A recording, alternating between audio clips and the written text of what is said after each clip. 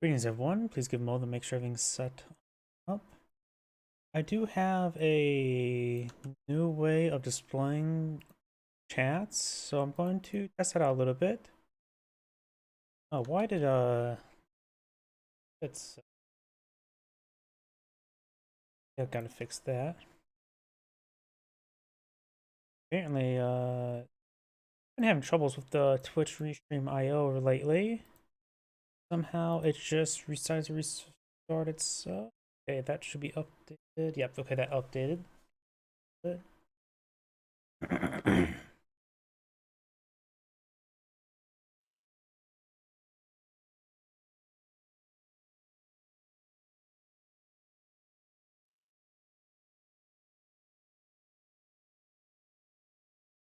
Rumble is good.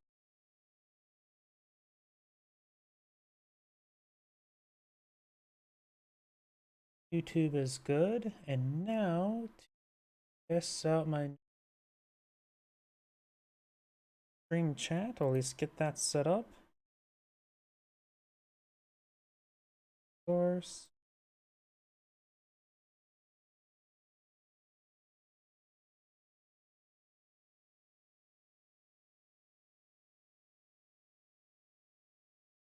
Here. Do a quick test message.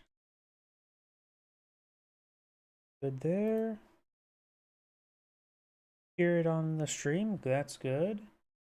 Go to YouTube. Oh, howdy.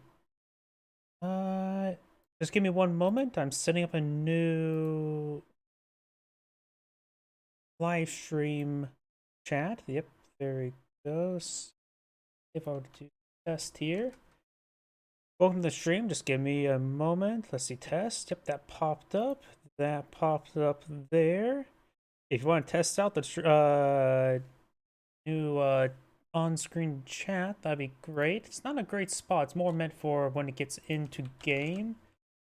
Test the Twitch. Whoops. Bit here. Yeah, I need to find a better way to activate it all. Yep, that should be good. Minimize that. Right there. Popped up there. Popped up the screen. That's all good. So look, that's all good. Let me just clear out the stuff. Refresh cache. And I think everything's good to go. So let's actually get started. Now the Rumble chat's linked in with the other chats. So if you want to talk to people from across now into Rumble, that should be working now. So let's go and get started. I'm going to just start from the top. I don't have too many stored replays. Mix of a test stream and actual stream, and let's go and get started. Oh, that's a little bit too sensitive.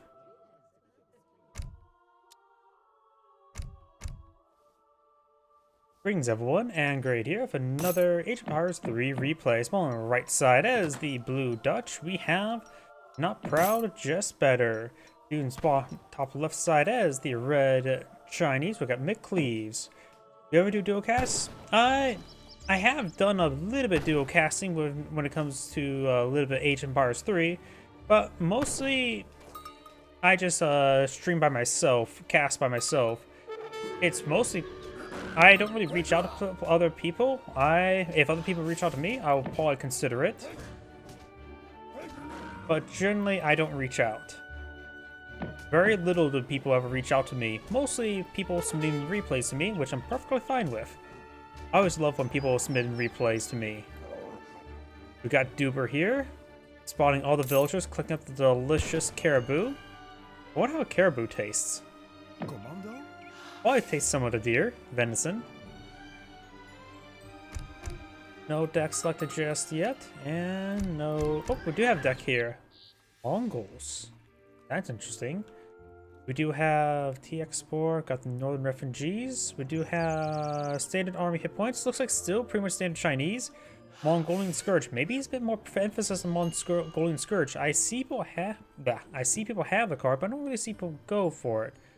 Ratchet Shields. Let's see. We've got the Territorial Army Combat. We got the Double Face Armor. On the surface, with me just parsing through everything, looks like that's pretty standard Chinese deck. But the thing is called Mongols, it's just me he's eyeing to play with a bit more of the Mongol cards. Key exports. When it comes to natives and map, we do have a very important native, the goat. They are, of course, the goat. But there are also no other natives map other than the Live a Trade. Oh, sorry about that. I have done a bit of dual casting when it comes to some tournament replays from the House of the Tournament, House of the Community of the Trading Post. I'm butchering up that name really hard. But mostly I don't reach out to people for dual casting. So if somebody reaches out to me, I probably would not say no. Though I will have to just make sure they are, of course, a caster themselves and that sort of thing has somewhat experience. But I simply have not really reached out to anybody.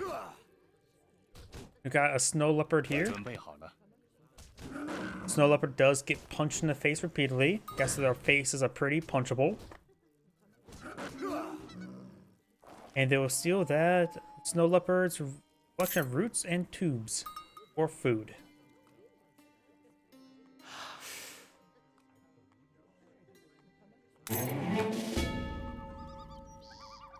Almost all the goats have been claimed.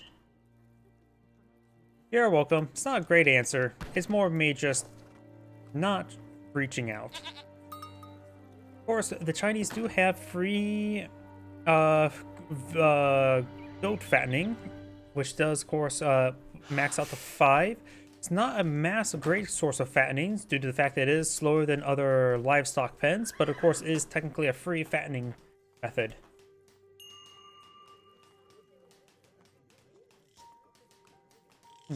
Out of curiosity, since I'm messing around with the new stream chat, do you think the stream chat in game, where you see on the right side, does that seem a bit too intrusive? Does it seem legible? That's something I need to double check as well. Since I'm sort of more or less playing around with it. Porcelain tower being built. Right side. Oh, the rumble has not muted. Looks pretty legible. Yeah, that seems pretty legible to me. Still in the, more or less a testing phase with it.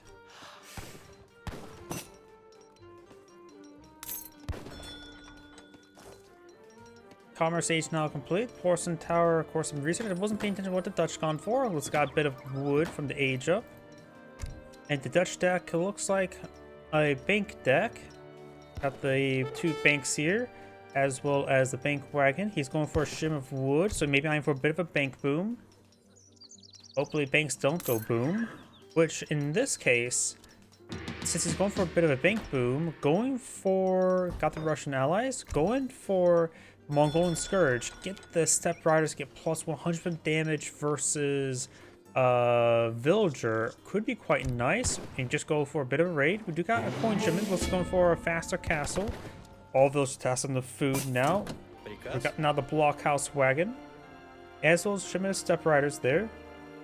So he may be eyeing for a bit of raid. Not necessarily a Mongolian Scourge raid. Thank you. Sorry, I'm just, since it's new, I just want people's feedback. Because you never know how large is large. When you look at a screen, it's like, does that take up too much room? Is that too small? It's just, I just don't know. We do now have the market now being deployed in the field, as well as a house. He is going for a round of standard armies, which does cost food and coins, so maybe eyeing for that. He has a handful of those on food, so maybe not eyeing for a fast castle or fast fortress. Blah, wrong Age of Empires game. But maybe I'm going for a bit of raid. Keep the Chuka news at home. Let the Step Riders charge way forward. He will, of course, have 3 from the deployment, 7 from the shipment, so that's be 10 Step Riders if I were to ambush his opponent. Got the goats here, being nice and fattened. It'd be very delicious in the future. There's the Step Riders. Oh, did I miscount? 7. Oh, the deployment was, the banner army was only 2, not 3.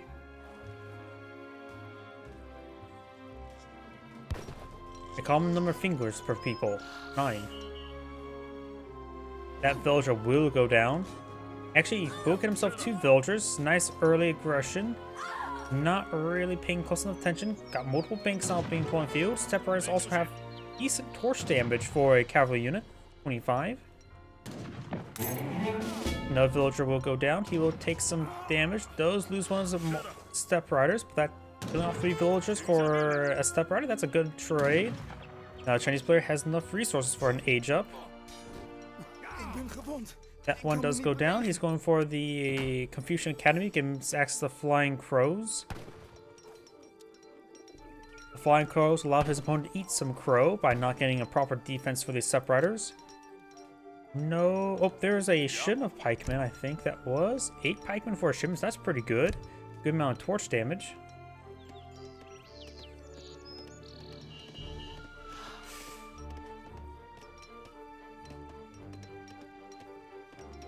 Step Riders pushing their way forward. No Mongolian Scourge. Step Riders do also have pretty good Lancer damage as well. So against the Dutch, who has H2 Skirmishers, which would be not a good idea to deploy out versus Step Riders, they would do pretty good work against them. 30 damage, that's the same damage rate as a Hussar, just minus half the health.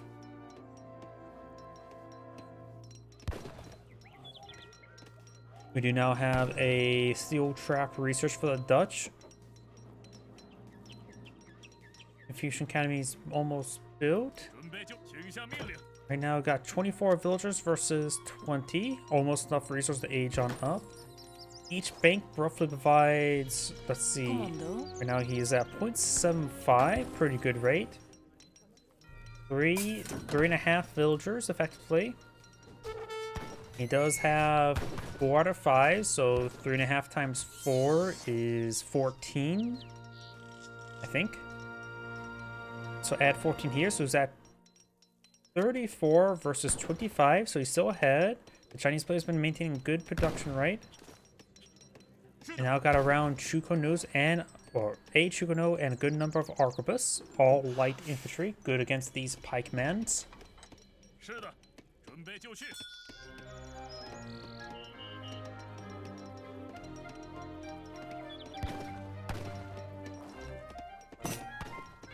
We'll find this envoy there. Envoy is classified as land military, not villager. And it's 10 more Step Riders for a shipment. He's going for more of the standard armies.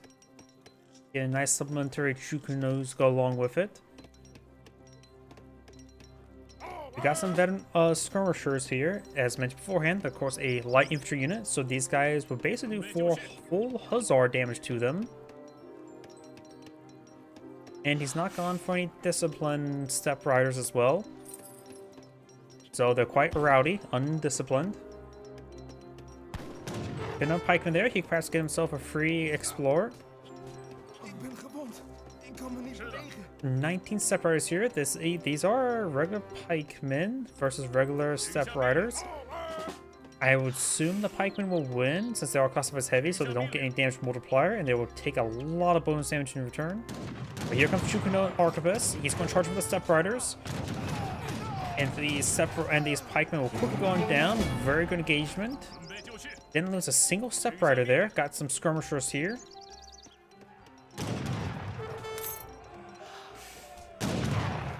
Skirmishers taking a bit of damage now. Got some militiamen.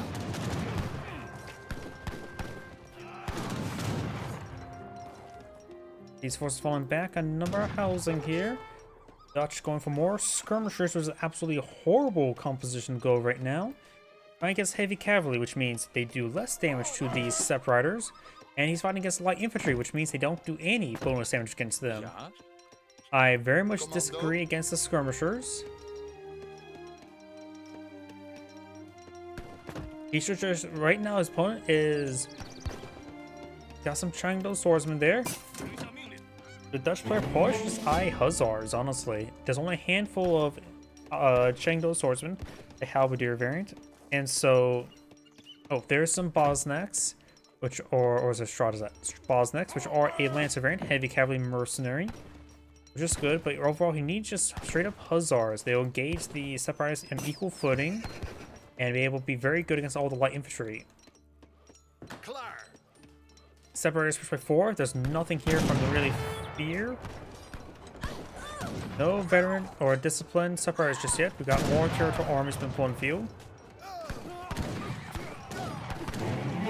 They will win out. The militiamen do have good DPS.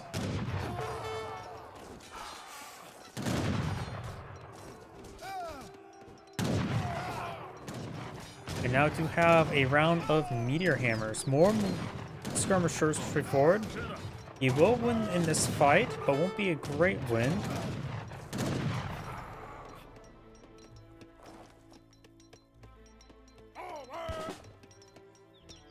So we're going to see a good number of elevated heavy cavalry. This Ironfell do have one AoE and Lancer variants. Decent. The AoE is a little bit hard to gauge sometimes, but it's fine against skirmishers, so they will do just fine against them. And we also got the Discipline Meteor Hammers, which do offer higher damage, as well as 4 range, making them a little bit weird. Which means it'll force, as they're hitting an enemy, the enemy will be forced to charge towards them. If they don't, they won't be able to engage, because most of the time the minimum range for many range units is 4, if I remember correctly.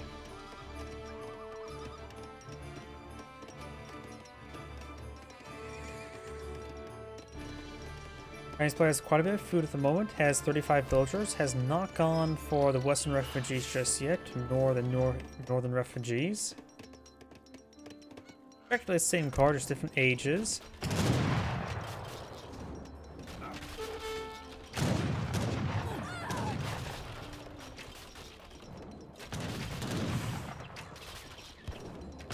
Got the Separatists not being pursued. The Bosniks are on the field. They have an excellent charge attack and good base damage.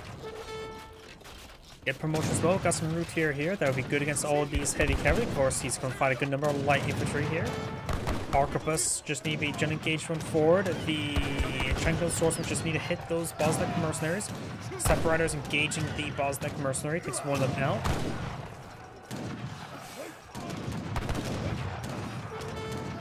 Two canoes trying to engage those routier. The Bosniks are all fully vetted. The Shaolin Master does go down. And also all the Chenko swordsman goes down as well. He's taking time to kill up the Bosniks. And all the heavy cav goes down for the Chinese player. His volley there takes out one of the routier. 51 damage per strike plus 50% damage there, so they'll get some great hits there on these arquebuses. Probably two-shot them. Almost one-shots them, honestly.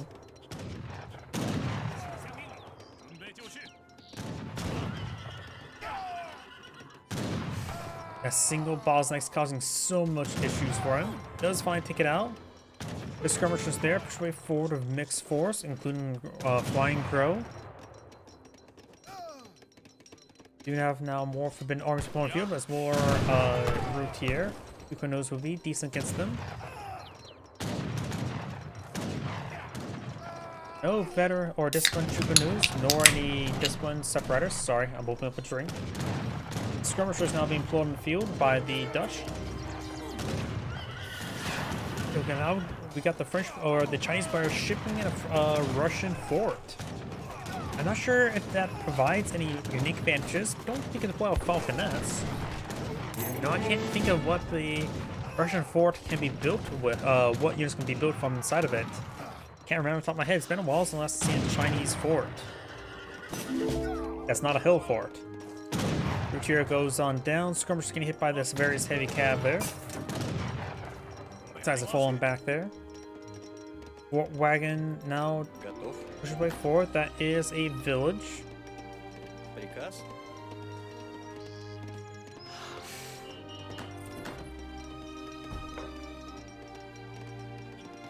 Right now, we've got 45 villagers versus 27.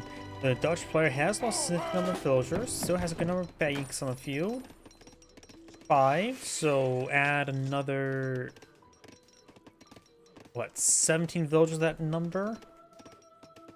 So roughly 45 versus 46, so the economy is quite similar. Fort, attempting to be built there, trying to establish across the fjord. The fort has been cancelled. All hope is lost. They're being redeployed over there, but getting trouble moving around with all the horses and caribou nearby. We also got some elk here. He's ending the relations with the Russians. So there goes the Russo-Sino relations. Oh, Sino. Is that Japanese or Chinese? I'm trying to make a stupid CCP and Soviet Union split joke, but I don't think it's going anywhere. Now we do have the, let's see, Discipline Shuko-nu. We also got some halberdiers pulling the field. That's nice. He's fighting against a good number of heavy cavalry, though he is also fighting against a good number of light infantry units. Disciplined Steppe Riders have been researched and now making its way down south. Got some Routier here. Routier should generally be fine. Yep, does back on off there. The fort has been built. Fort Kai Hoth, yeah? I have no idea how to pronounce that.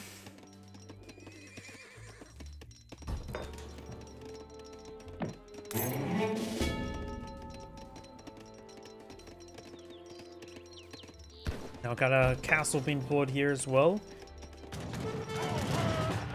Maybe it's time for more forbidden armies. He is going for some flamethrowers. That should be pretty fun. The Flamen Morpher is a good weapon, but I still prefer a rifle or a knife. A quote from Computers too. Territorial armies being researched. Oh, let's see. Sorry, I just saw your YouTube comments. My window I have for reading comments is a different color now. Now it's white text on a white background. I need to figure out how to change that. So it's hard to see because beforehand it was white text on a blue background. Easy to spot something. Duber, the pet monkey, has gone down. You monster. Harambe 1.5. Guys, push way forward. Got a good number of falconets here. More territorial armies advance way forward. Falconets had a late setup there. Good number of heavy cavalry already on top of it. Flamethrowers push way forward. And there goes all the falconets. Very important strike there by red. His heavy is backing on off. We got some hussars pulling field. Very good. Veteran hussars. Routiers push way forward. Flamethrowers do have more health than falconets or Gatling guns, but of course they have less range resist and range.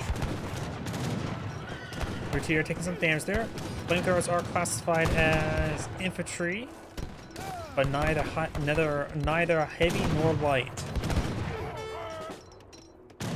Oh, we got some Blue Guard here. That's interesting. I was not paying attention to that. He's gotten... Oh, wait, there's Religious Freedom. Oh, yeah, the Blue Guard's from the Nasu Regiment. Not from Religious Freedom, so you get Red Lancers from Religious Freedom. Now bring a shipment of Hussars and more Falconets. The Chinese players bring in some various stuff. Looks like you can deploy flamethrowers from the fort. And now it's going for Repelling Volley. Let's see, let's take a better look at that. It's been a while since I've seen this card. Disciplined Shuko-nus get plus 1.25 damage versus light cavalry. Okay, so they're far more effective. So does Disciplined Arquebus. Shuko-nus get plus 100% damage versus heavy infantry. Same with Arquebus, so you get the counter infantry rifling upgrade, even to an archaic archer. And of course, versus shock infantry for range shock infantry, like light cavalry.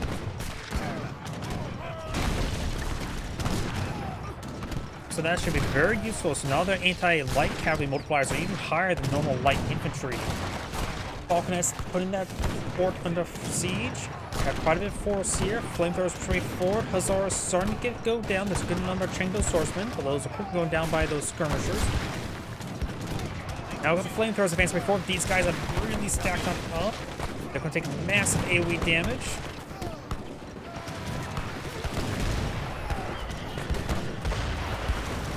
Falcons here still good numbers. Working some fear damage. Falcons do help take out those flamethrowers. His force is getting pretty whittled down, going for another flamethrower. Falconet, though not Falconet. Flying Crow does go down there. Fort trying to hit the Falconets. Arquebus backing on off. He gains hits on the route here.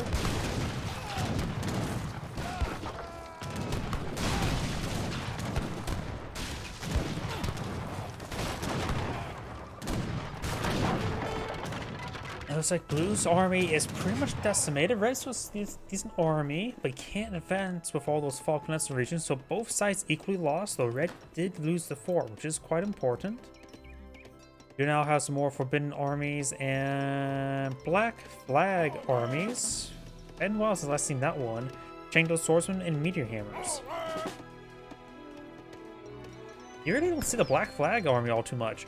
You should see Forbidden armies. Black Flag, definitely interesting army, getting you heavy infantry and heavy cavalry. Meteor Hammers, we'll get those mixed up as well. That is Iron Flail's the AoE one, so Meteor Hammer is the ranged one. Do now the German allies.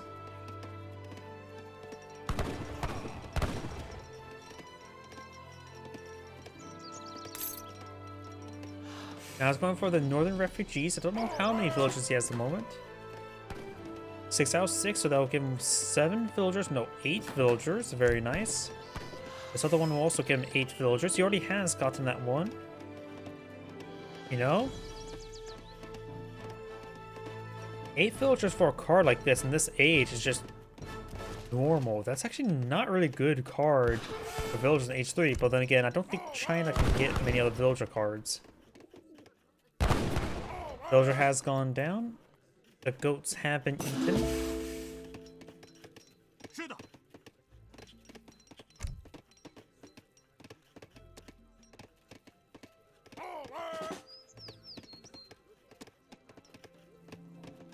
What's this one here? Provides increased health and health and armor to Keshek's Iron Flails and Meteor Hammers. Nice. And everything to not Step Riders, Keshek's Iron Flails and Meteor Hammers. But this does offer, of course, Step Riders get bonus damage versus villagers. Iron Flails get bonus damage versus infantry. Keshek's get bonus damage versus light cavalry and hand shock, or heavy cavalry and shock. Does find good number of villagers there. Who's a significant amount of villagers. Chinese players at 85. The Dutch right now is at 35. And thanks to Repelling Volley, he has extremely effective units against these light cavalry units. Because at most, like, for example, they're usually what? Oh, in comparison, you see 2.5, that's standard. The US sharpshooters have 3.1, while these guys have a staggering 3.5. So these guys are super anti-light cavalry now.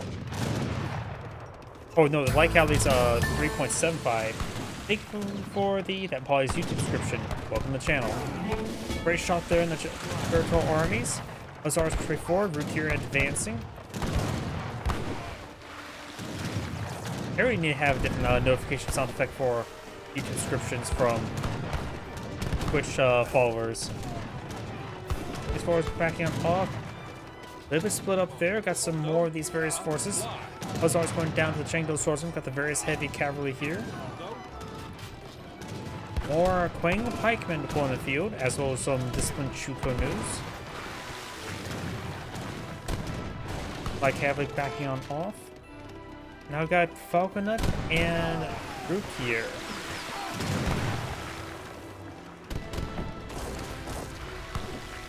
See, the Chinese anti-siege unit is the mortar, right? We need to pull out some mortars, because that is a large number of Falconets.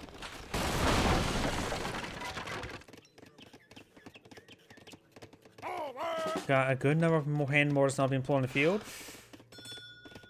They're one population.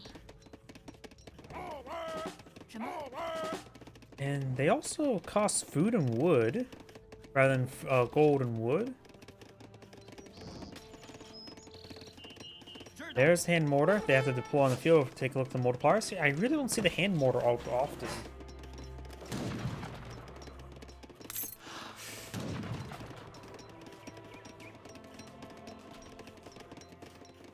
Hussars trying to engage those villagers. Very nice. Now I do have the infantry combat as well as skirmishers, halberdiers, and rapier. Do get the volley there. Taking severe damage. This is a times 6 multiplier versus siege. Only managed to get one volley there.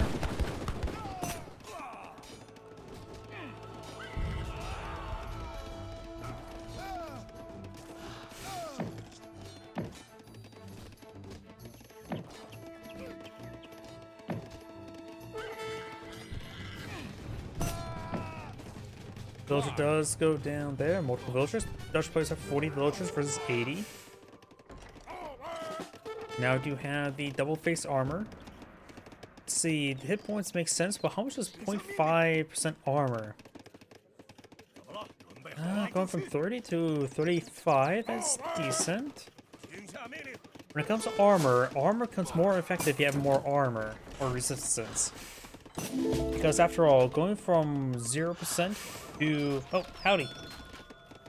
Going from 0% to 10% is, of course, a 10% reduction, but going from 80% to 90% is a 100 reduces damage by 50%, effectively. Just one way to look at it. We do now have these forces heading down south. Falconet's taking out that village, no problem. And these units take some pretty big hits there. Hand mortars far away gets a good hit there. Takes out one of the Falconets. We do have one AoE, gonna be very useful against these stack of Falconets, slowly splashing them down. Good volleys on those Falconets. Heavy cavalry charge way forward. Good number of here to intercept, however. Hand mortars get distracted a little bit there. Retargets towards the artillery piece. Let's take them out. Some of the halberdiers charge forward. They quickly got taken out. Too much light infantry here. All the Falconets now down. A little bit of splash damage will be somewhat useful. Mostly just routier here, which will be hard to counter by these light infantry units. And his various heavy cavalry just running back and forth with the heads cut off. More quaint pikemen and troop canoes advance way forward. Pulling back the hand mortars there.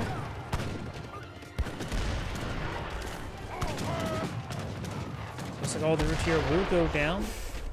Good number of hand mortars still remain. Now here goes a round of Hussars. He's out of 18 cavalry. Got some quaint pikemen there. They are disciplined.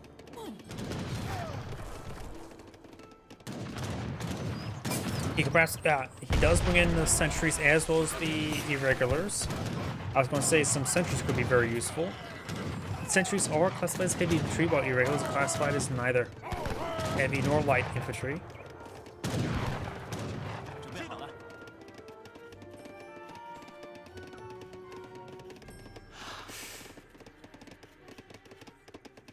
Got a decent army here. You have a good number of old Han armies been pulling the field. He does have access to the old dynasty reforms in Age 4, of course. And we got a lot of export for the Chinese players, so we can perhaps bring in a lot of import. And I can't remember what the Germans give you. Needle gunners and culverins, right? A culverin too wouldn't be half bad if he fights another round of falconets. We do now have, what's that, Mongolian Scourge? Standard army hit points, very different. So it looks like he's going to transition to old Han army composition. And now is any relations with the Germans.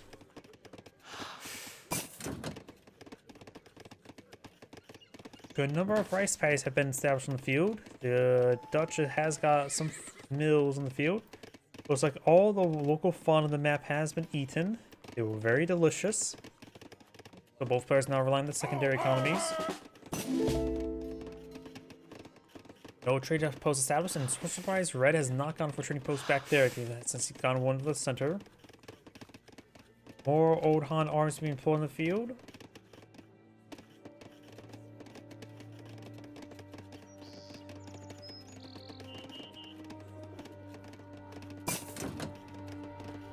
And now the Chinese player can age on up.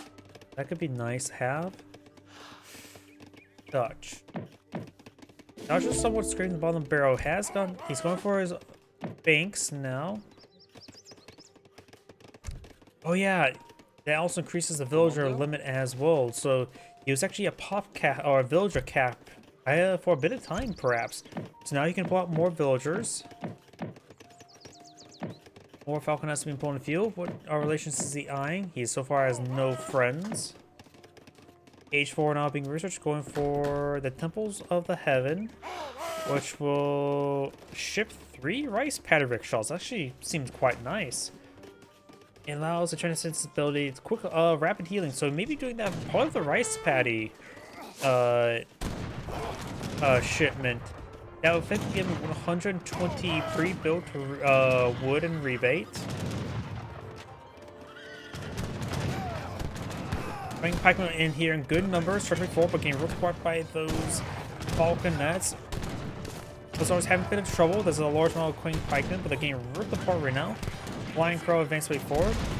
Flying Crow goes on down. And Morris finding a volley there on the falconets. There's the age up, has his Transcendence ability, so in between conflicts, he can just hit a button, heal up his force. Falconets are going down. Hussars pushes forward. Queen pikemen now able to engage some of this heavy cavalry.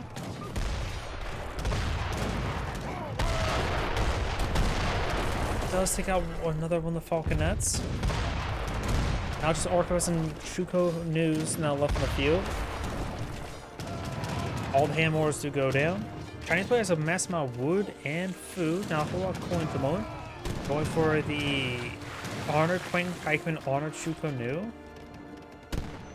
And the not so honorable hand mortars.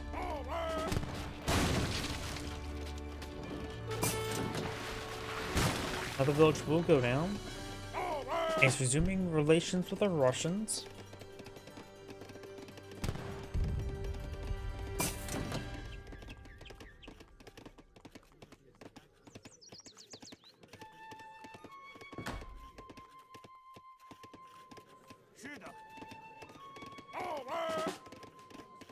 A number of hussars there, as well as a number of light infantry in to engage it.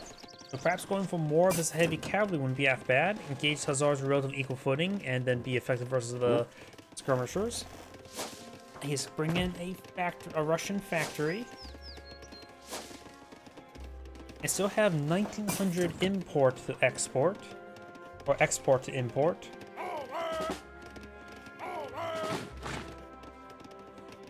He has utilized the Transcendence ability there, gained some much needed healing on these forces.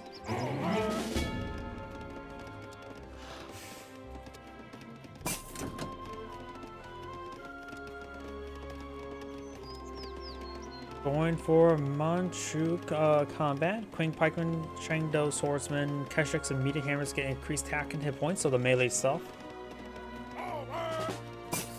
And now he's going for more of the Ming armies, give him access to the Queen Pikeman and Keshiks. Keshiks the light cavalry unit. Emphasis on light.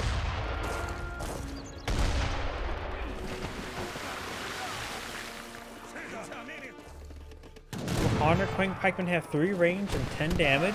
They're good multipliers. Forces break forward. There's a large number of Queen Pikemen there, plus a good number of skirmishers. And more is trying to engage that falconet. That is a large number of falconets. Gets a couple of good shots from the falconets, take out a couple of them. Massive there, another pair of falconets to go down. Queen Pikeman trying to engage way forward. Of course, got some disciplined Keshiks here to engage with. Trying to stop back all the heavy cap.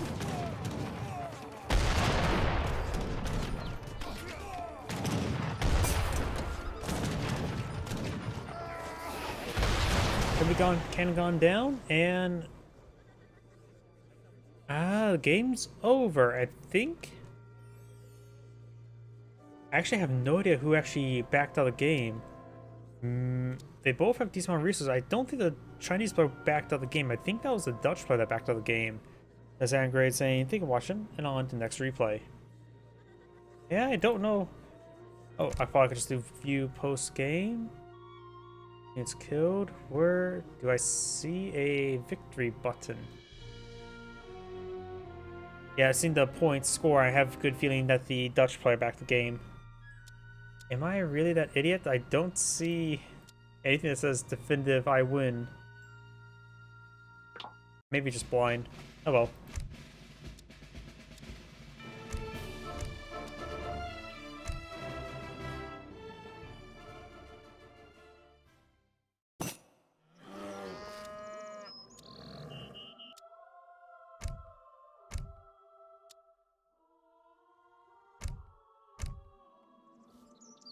Greetings everyone, and Great here with another Age of Empires 3 replay. So on the left side, bottom left side is the red Germans. We've got Mias. On top right side is the blue Canadians. We have Mexican. When it comes to natives of the map, there are none, just a single trade post. This man is the only native of the map, and his horse.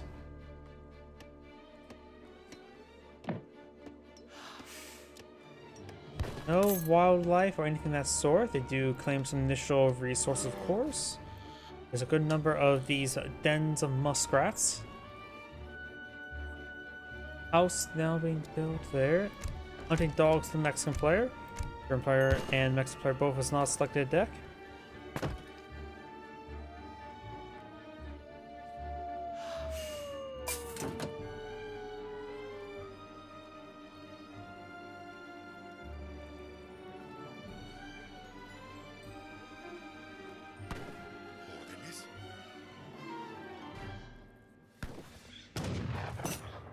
Looks like Red will be killing off some local doggos and steal their temperin worth 80 or 90 food. Does snipe on the wolves.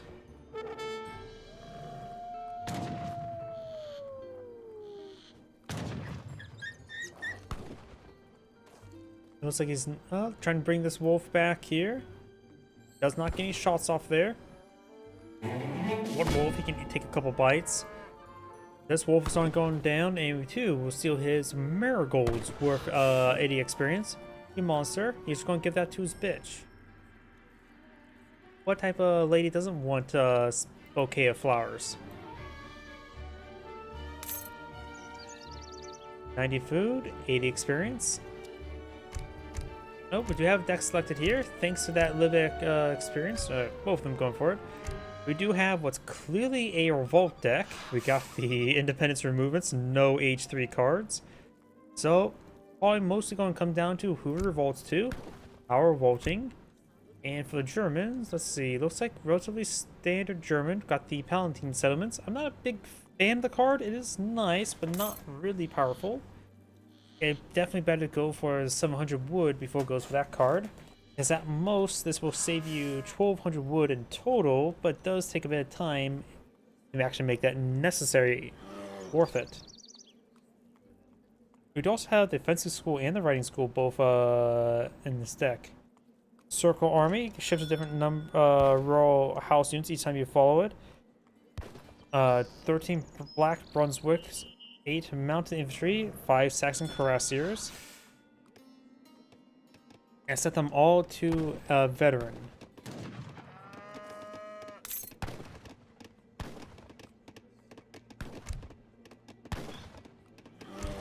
Now we got H2 going for the Logistician versus Mirakanhin.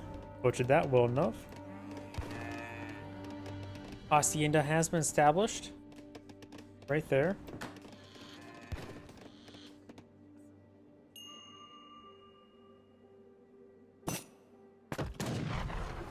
Polar Bear has been sniped. The Unbearable Bear is now down, and we'll steal his wood. Let's see. Logistician, doesn't that allow the German player get +1 Ulan per H2, 1 and 2 shipment? So maybe going for extra free Ulans to be aggressive with.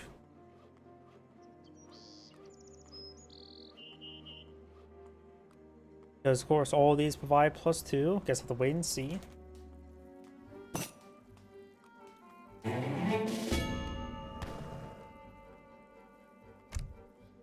So Aging Up has a shipment available.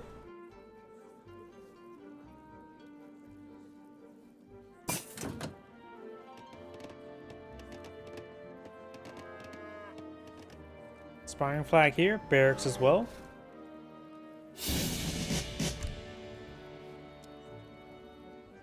Yep, you can see there are 2 Ulans, 1 Ulan, so we will get a 3rd Ulan per shipment. We can be a bit more aggressive with that.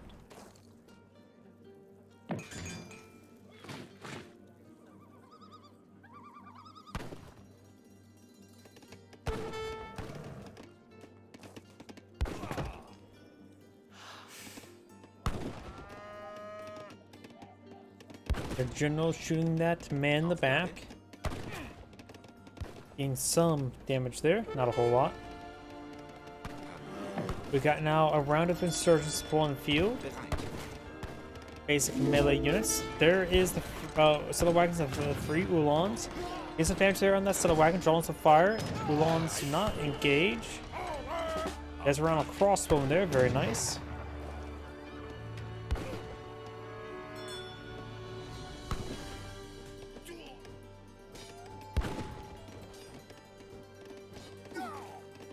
The general has gone down, just leaving the Padre over here. Now the shipment available for the Germans, going for the Palatine settlement. Give him +1 population per house. Right now he just has 5 out of 20, so that will effectively get him a good amount of extra spare population space. Can't do math right now off the top of my head. But that will probably put him at pop cap. Or well above pop cap. Wait, am I reading that? Did I read that? Oh, wait, that's the Mexican player. Oops. He has 3 houses. I'll give him another 60 population. Saltieros now pulling the field, a light infantry unit. He has 6 Hussars here, which is quite good. These insurgents going to cause some issues for him. Maybe a bit of militia there. Cross moves to the firing way, gains some decent damage on those skirmishers.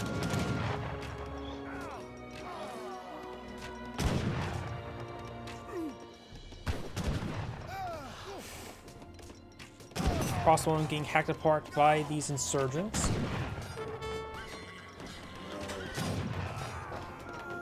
And these Saltieros will be flanked and killed off by those Hussars. Not Hussars, Ulans. How many times have I said Hussars this game? More crossbowmen being pulled in the field. Not really a great counter with heavy infantry, but a counter.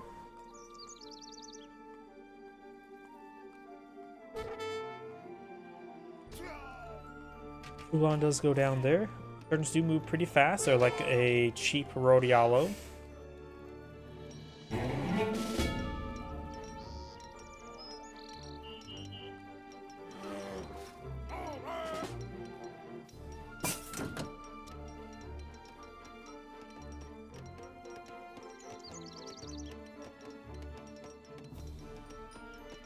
Yeah.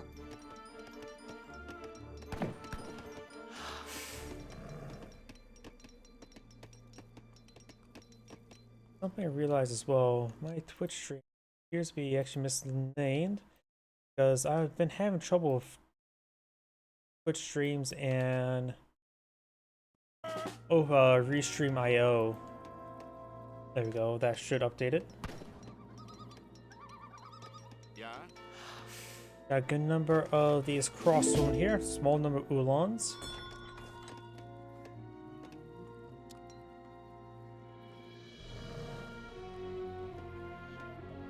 Independence movement is now being researched.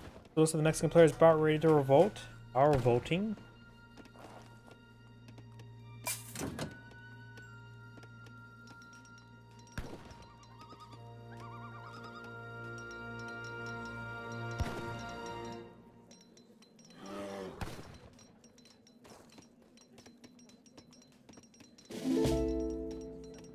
Soldado's now on the build queue for the Mexican player. And now it's revolting to the Central Americans.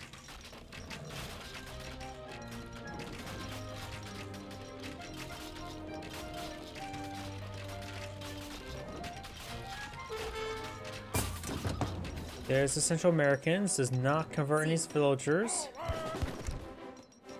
Does have access to Santa Maria's fire. Can also convert all of his villagers to revolutionaries with a single shipment.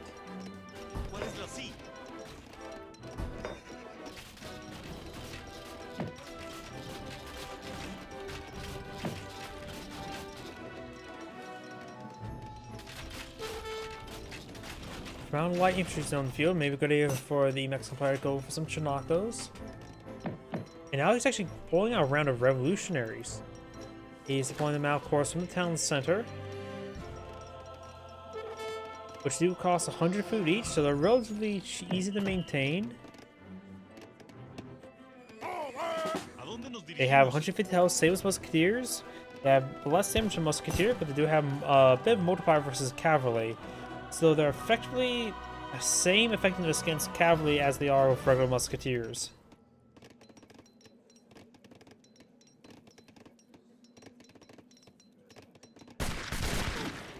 Crossbow straight forward.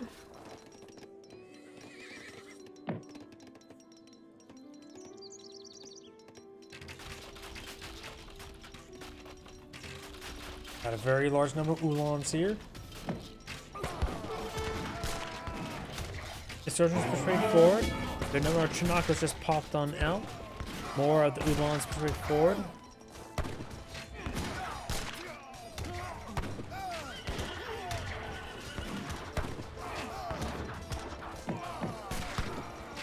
Great damage there onto those crossbowmen. Trying to push them way forward as well. No more Chinacos still alive, which are causing them issues. Uhlans managed to get a nice little encirclement there. Will lose the fight, but will take a large amount of forces with him.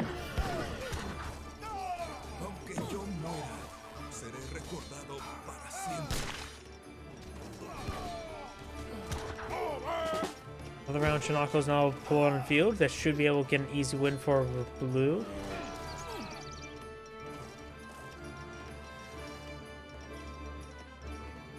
Now got more Uhlans, got the Cavalry Cuirass, and more crossbowmen. Looks like the German player is not on the age up anytime soon. The Mexican player, or a Central American player, does have some resources, starting to eventually get towards return to Mexico. But he is getting quite a bit of coin there. He may be going to invest in some falconets. He has the one free petard as well. This map, it may be a good idea to send them all the way around here, then explode.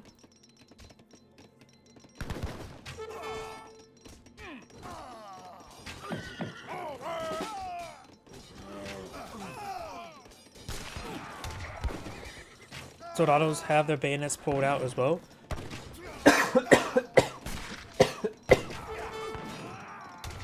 And now these crossbow will be quickly picked off by the Chinacos, being a Lancer variant.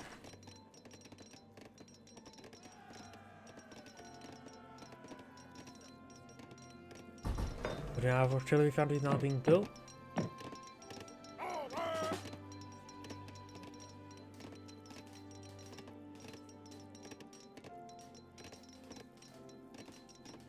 Crossbow and push away forward. Get some damage there on the Soldados. Good focus fire there. Soldados are basically a ×2 Musketeer. Good knock on another Chinaco on the build queue. Another set of 3. Got another Falconet on the build queue as well. Crossbow taking some damage there from Chinacos. And now got these Hussars pretty forward.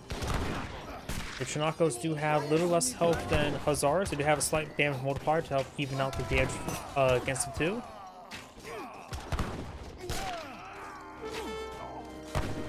So Chinaco just get overrun by sheer numbers though.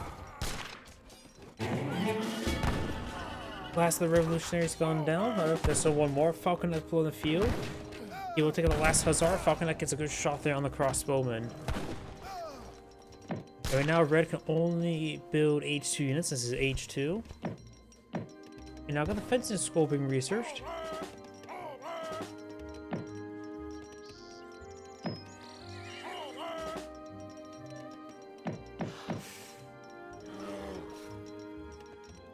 Red's now pushing the center of the map.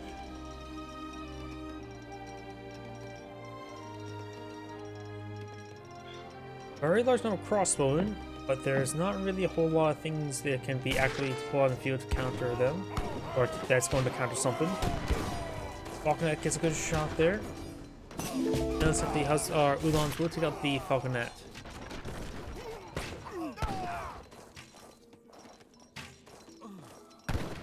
Dorado has gone down. We do now have more Ulans to build here. We do now have more Chinacos and go over San Salvadoran coffee, which will give them 8 settlers, 1 petard. Right now it's at 44 villagers versus 36. A good number of salt wagons in return. Trying to clean up the trees around his town center. And going for shipment of wood as well.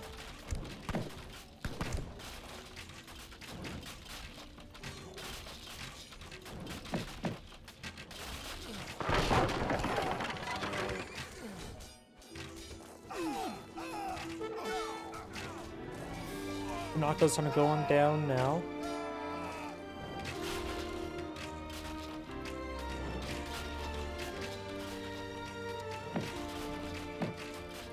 More Ulans, more crossbowing, more Chinacos here.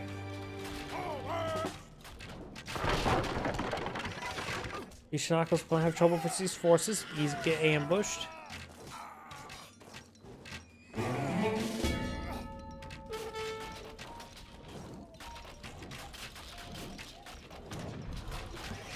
It looks like Red's taking time to kill off those polar bears. Trying to gauge some more of these barracks. Blue looks like a little bit dead in the water. He has all of his villagers down south. Can't really afford to go return to Mexico. Needs a lot more food at the moment.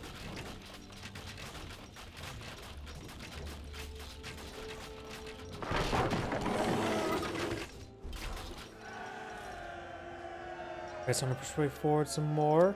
More Chinacos. I've got the cathedral wagon.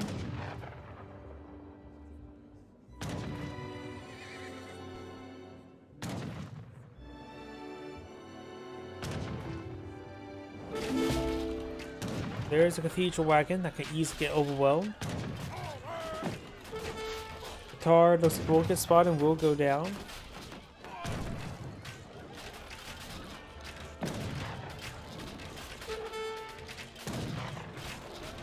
Got these forces heading up north. Got more Chinacos here. Get a good flank on those crossbowmen. Ulans being rotated around. Salvador, the Central American player, is a little bit low in resources, so is the German player. For stopping soldiers, some more Ulans. Sounds like we're taking massive fire. Chinacos before gains good damage here.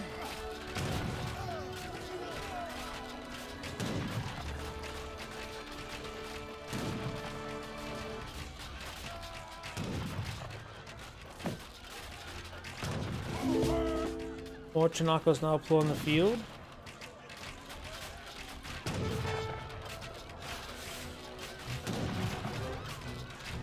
Town center probably going down. Does go down. He was trying to push up north, try to retaliate. Well, these Chinacos are here in large enough numbers to break through the region. Yeah, now they're starting to fall back. Got more Ulans push way forward.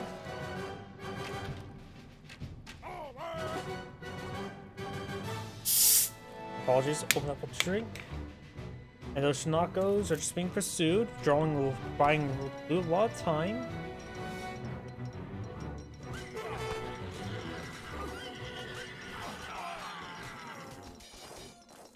Looks like these Chinacos will go down. Blue doesn't have a whole lot left. Does find a number of villagers there. Chinacos do find the crossbowmen. Now have the advanced arsenal. Not sure what upgrade would be best going from the advanced arsenal first. Maybe the cavalry cuirass. Oh, those guys getting ripped apart there.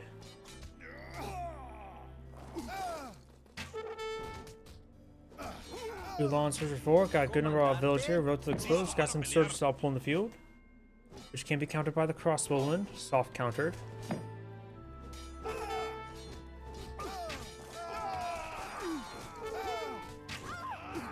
Villagers aren't going down here.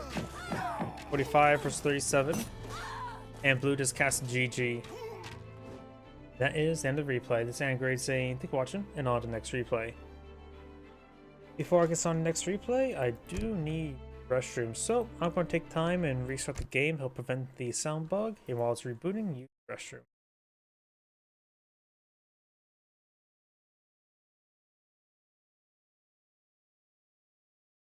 Please give me one moment.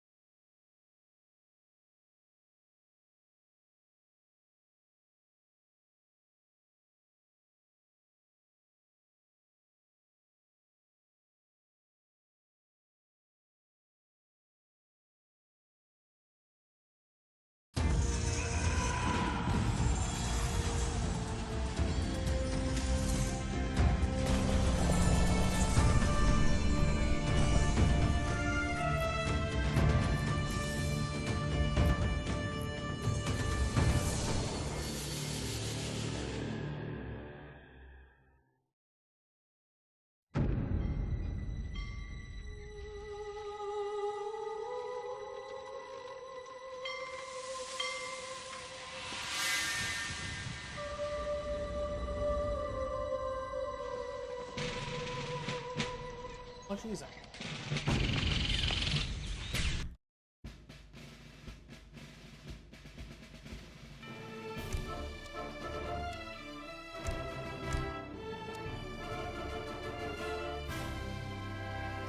I'll hit the open button.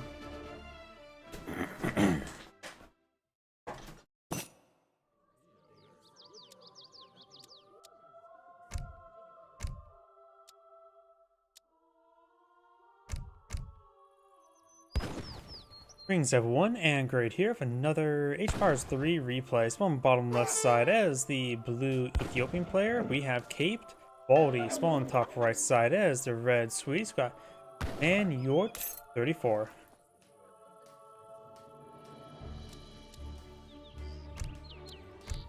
No deck selected for each player just yet. When it comes to names of map, we do have the Apache settlement. We give you access to the Apache cavalry, ranged cavalry, good against cavalry, as well as Cheyenne settlement, which gives you access to the Cheyenne rider, Cheyenne horseman armed spear, good against cavalry. So you got cavalry good against cavalry, as well as cavalry good against cavalry. Got some torps now being put on the field by red, which of course give them a little bit extra food generation. That was a skull generation, nice and early.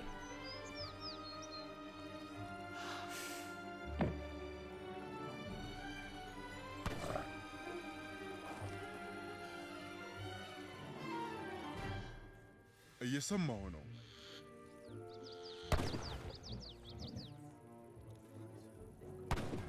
Blue course is going to kill off these local doggos, steal their stand of a Cherokee tree bearing food, worth 30 food.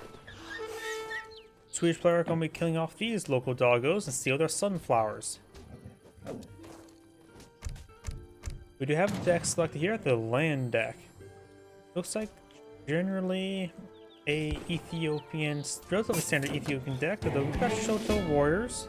Can't really say what's a standard Ethiopian deck, honestly. Probably the least played civilization in the game. Yeah, actually maybe the least played civilization now, think about it. Oh, he does find a bunch of doggos here. That's a lot of dogs. Why are they protecting all that 6 coyotes for 1 settler? And that's a settler there. I'm not sure why he's trying to capture it with 1 settler. Oh, he may have misclicked and clicked and missed the bison. That may have what happened there. Blue just claimed that treasure. Let's see, we do also have the beekeepers. Those just gather from hunted food faster. We got the Sudanese allies, the Sennar horsemen, Sudanese allies. We got the Charwa elites, Ethiopian ranged infantry attack and hit points increased by 15%. Sebastopol mortars. We do also got the infantry combat, giving Shota warriors increased health and damage as well, which is a hand shock infantry unit. I think red will claim that. Blue actually steals it. Not a monetary build. We do have the Logistican versus the Habasha. Let's see now. For this deck, of course, looks like a pretty standard Sweden. We've got blueberries, we got blackberries, we got Team House Burninette, we got Dominions, Eisenberg Ironworks, and Cavalry Damage. We got Snaplock, Black Riders, and Hessian Jaegers. So we got the Mercenary Gurmskoon. Got the factories, got the Civil Lifeguards, got Great Northern Forest. Which this map doesn't really, it's treats a little bit sparse.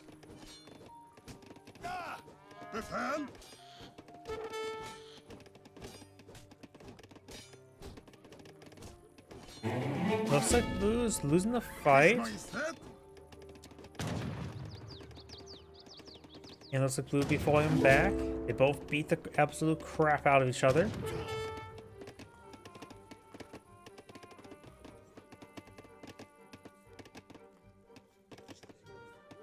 Got 3 torps in the field, and there's not enough room for many torps around this silver mine.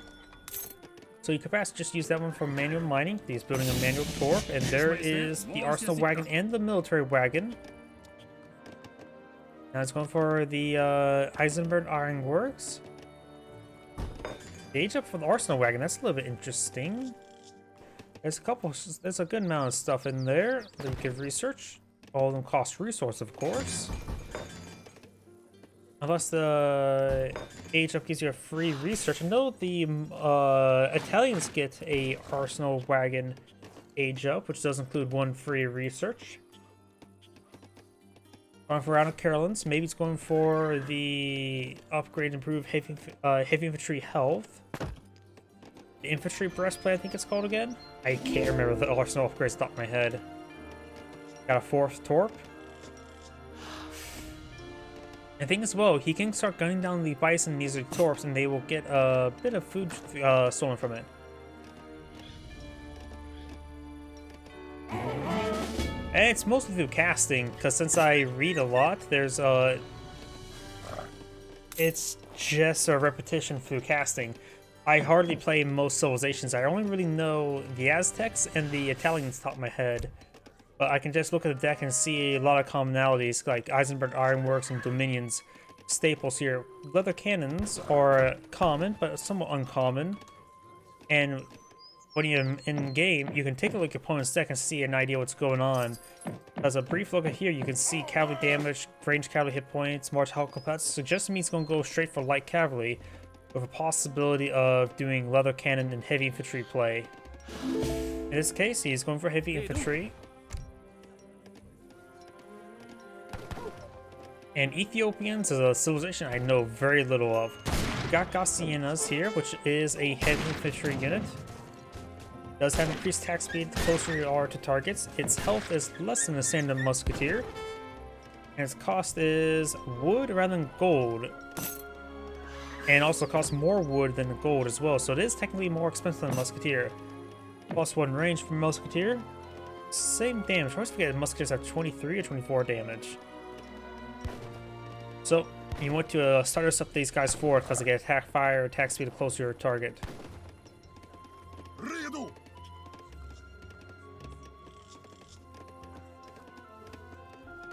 We got some Shotel warriors here. There's a hand shock infantry. He's taking out some of these bandit riders.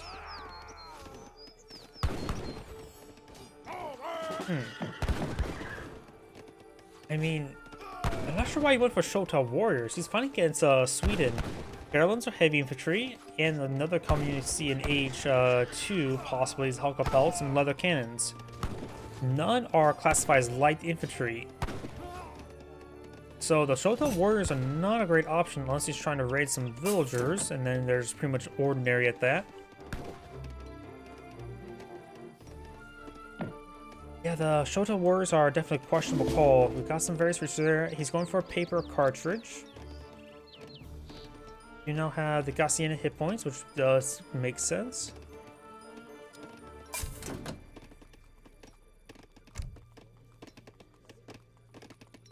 The minions heading down south.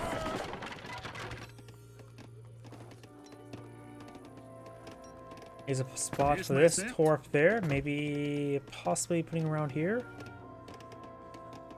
Now look at the map. Mountain monster up there. That's the only coin mine up here. It looks like a full gold mine with a 5,000 gold deposit. Got mountain monastery here as well. Can a torp gather from a mine if there's a mountain monastery on top of it? These are silver mines, not gold mines. Shoto warriors pushing forward. Gatherings will do bonus damage to them again in range, so they are a good counter to them. Yeah, Shoto warriors are definitely a weird call. Though these guys do have also pretty good melee damage, even though no multipliers in melee. And Shoto's warriors do bonus damage versus light infantry, which these guys are heavy. These guys do less damage versus light infantry, which these guys are not either. They're shock infantry. They're not classified as infantry whatsoever. Hand infantry, shock infantry, land military. No regular infantry.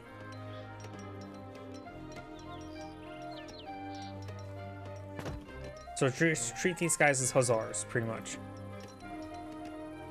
Gassiana's getting healed up by the mountain monastery. Very nice. Yeah, the mountain monastery is a definitely weird choice. Apparently you can collect a coin underneath the mountain monastery. I did not know that.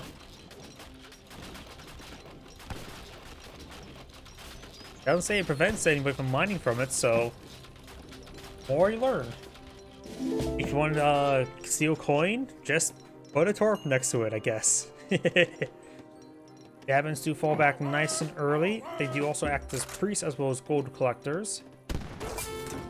Got the basic castle here, or palace, whatever it's called. Mountain monastery goes on pretty quickly. We've got now the Sudanese dervish. I can't remember those guys are light infantry or heavy infantry. They're knife throwers. Got some leather cannon here, which offers a good multiplier there, doing 120 damage per shot to AoE. Sudanese dervish, they are classified as light infantry. They do have high attack speed and good multipliers, so definitely a counter unit. These guys, of course, are classified as artillery, land military, not as infantry, like flamethrowers. Here comes Shoto warriors.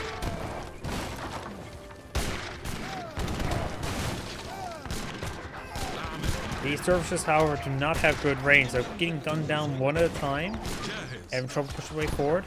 Gassiana should be just being start a step forward because they're increased attack speed at range, or closer you get. Shoto warriors trying to get those leather cannons, get some more shots there.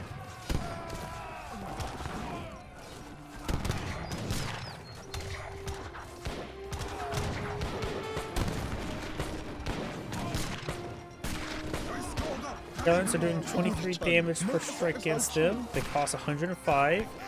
These guys are 105 as well, so they're just inferior when fighting against Carolins. They have a slight attack speed, but they are still just inferior.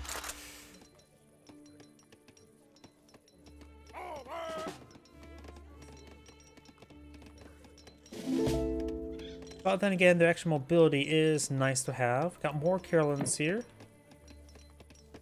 Got some Zabu cavalry being deployed on in. Got copper mines being deployed on in. Not sure why he's going for copper mines. There's not much copper coin left in this one. So perhaps just task villagers off there. Go for another coin deposit. Let this one get eaten by the torps.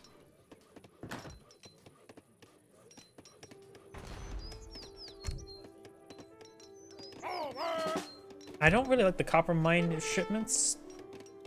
And no, it can make your torps last longer, but in theory, Each tour provides effectively 1 village worth of gold income, so 2 copper mines, 8 villagers worth of coin income. Maybe there's some math behind that.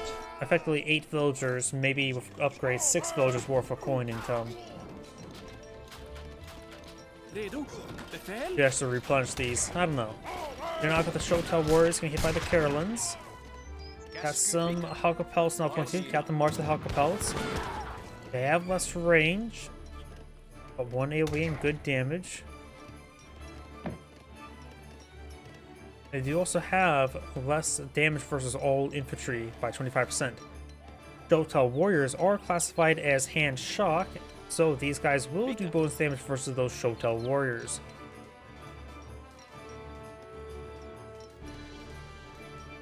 So I'm gonna push over here, torch down the torps. Now got a deployment of leather cannons. Now got age 3 here. He's going for the Jesuits, which is the Conquistadors. Light cavalry with 1 AoE.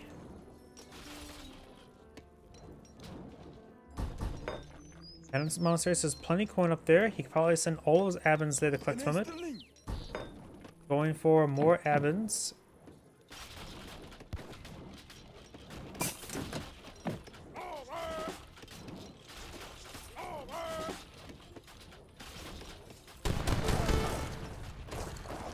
Good amount of leather cannons there. 4 of them. من بلغون.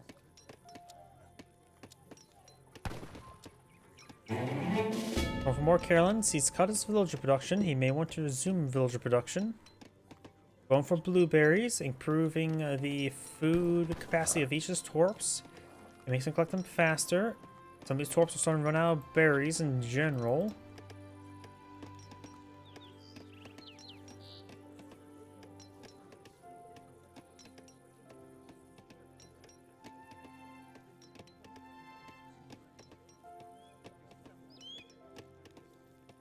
Very good number of Carolins being deployed in the field. He's going for a good number of them. Ethiopia players should eye for some sort of light infantry. What's it called? The Nifitanias would probably be good. Nifitanias, however you pronounce that. Should also be good against the Halka Pelts, so yeah, just light infantry would be good. He's going for elite infantry. Got his force push forward. Abins need to fall back. Not much coin left there. The mountain monster just gathered up them all. Abin gets gunned down. And the monster is slowly going down. Another church has been built.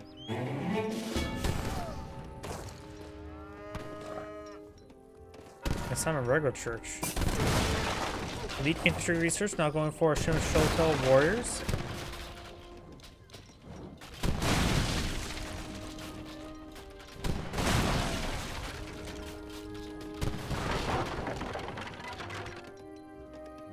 Number of huts could go down here. Now it's going for Nifitanias, which is the good counter unit in this situation. Problem is, still is also a bit of leather cannons. He has no counter to them at the moment. Both warriors have more high mobility, but not necessarily a counter to them. Leather cannons do less damage versus hand shock, so they do less damage against them. Now there's a round of Shotel Warriors there. Push way forward. Shotel Warriors advance along the flank, closing in from all angles.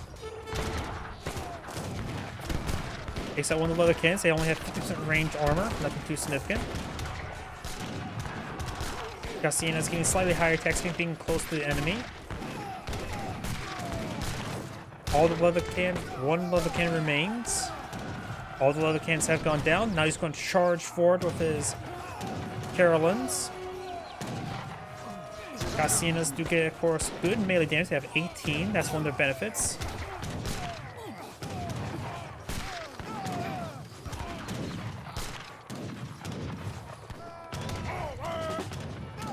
And there goes all the Carolins.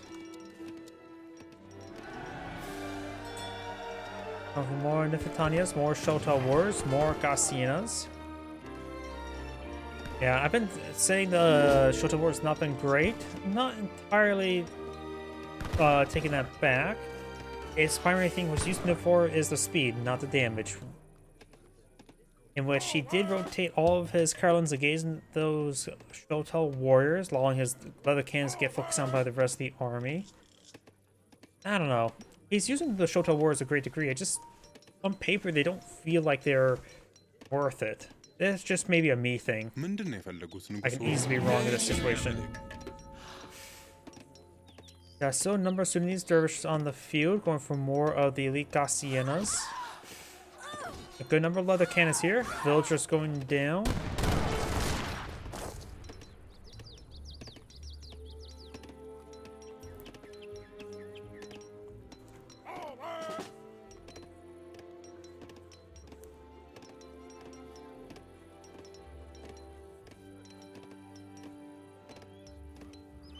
Looks like Blue's backing on off.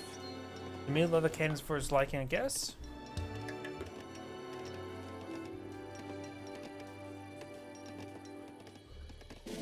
They are classified as artillery, so culverins will do bonus damage against them, but won't one-shot them. Culverins do 160 damage.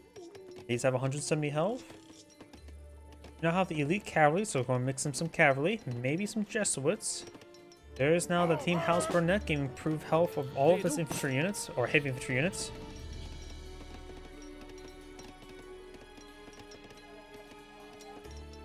Bit of walls there. Of course, he's gone for paper cartridges, improving musketeer or heavy infantry damage by what, 10%, 15%? 33 villagers. I haven't really seen too much village production. The Ethiopian player has been maintaining village production, has at 40 at the moment. Going for our number job riders, which is light cavalry. Villagers starting to engage the leather cannons.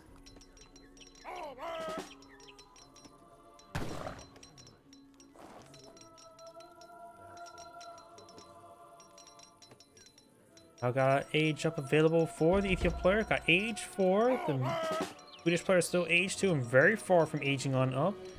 We got the Portuguese, which gave him crossbowmen, maybe organ guns. Not really sure. I know at least crossbowmen.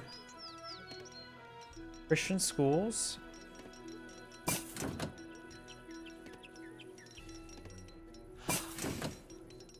Amalgamation research going for Nefitanias and Gassienas.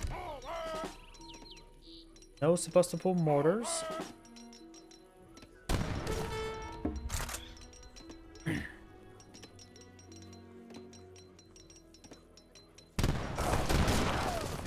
So it takes a little bit of damage there. His Carolines do bonus damage versus heavy cavalry, not a light cavalry. But they still have pretty good attack speed, so effectively it's still the same as musketeers. Dwarf being torched. Couple blueberry bushes not being gathered up right there.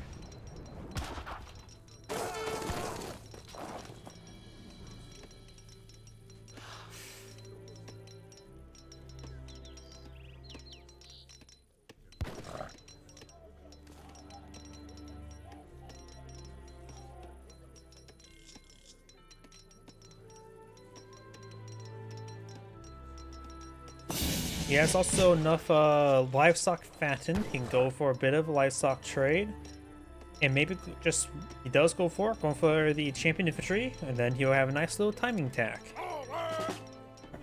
Timing implies your opponent will catch up real quickly, which is probably not the case. He is aging up to age 3.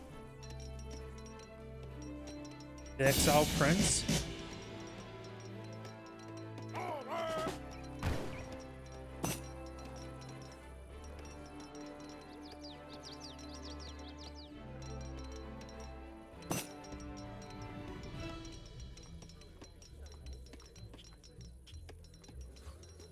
Another town center here deployed out by Blue.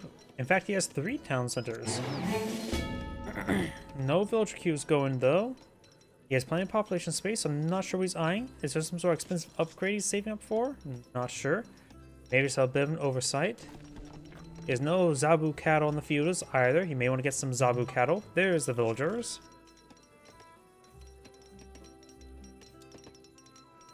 And now bring in the Sebastopol mortars ×2.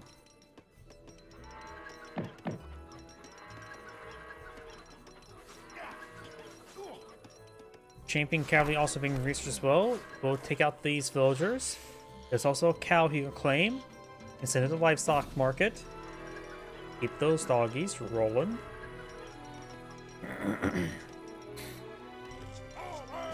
A very large number of these leather cannons, but he's going to be fighting as champion units, so they're going to be very, very resilient.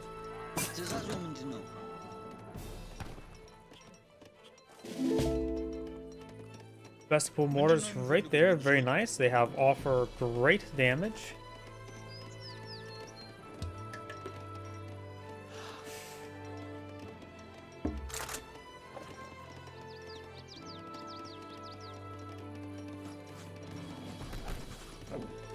You kill off those local doggos, and now you'll liberate the doggy, or not. Red switch way forward, got veteran Carolines, find some vestibule mortars, get good damage there. His fast units trying to engage these cannons. Got a pretty good snipe there. Gassianas switch forward. Infantanias, of course, a good light infantry unit. The other thing's just standard, honestly, isn't it?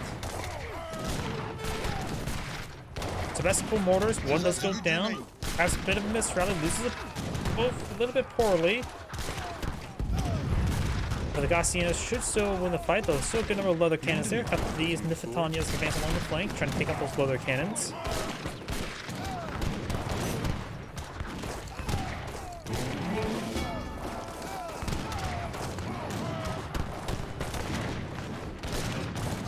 Yeah, losing those Sebastopol mortars like that was definitely a bit of a waste. Red will actually come out ahead thanks to these leather cannon not going down. Couple Shotel warriors there in Nifitania. Blue does fall back. Villagers, of course, need to start continuing. All your existing and newly constructed mountain monasteries have contain additional coin. All right, that make it just more capacity in the mountain monasteries. Not bad. Falconet shipment for blue. And now do have subsistence farming. We got some fields being established on the field. Buying 0.55 food per second, not great.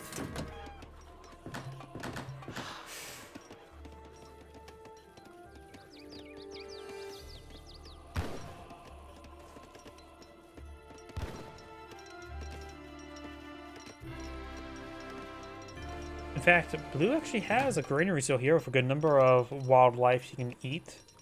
Some delicious bison, so maybe you start collecting from it. 62 villagers on the field, quite a bit of wood and coin. He's actually just low in food. He needs to get that fixed. Siege Row is not being researched. Both players trying to get a secondary economy going. There's still some local fauna in the field.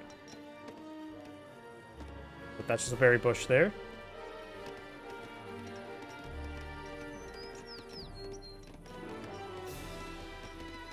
Eat up the rest of that there.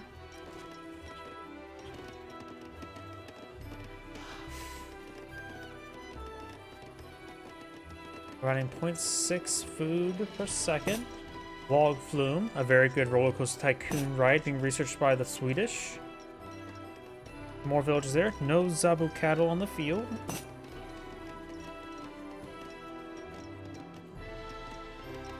Now got a church. Does he have no church research?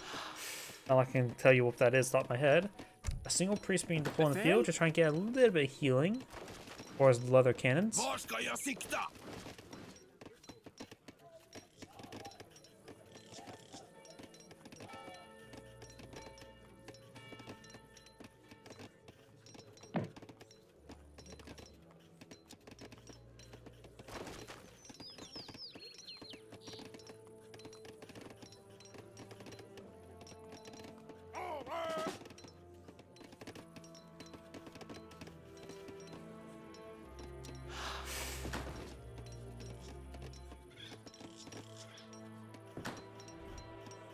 Another mill being established.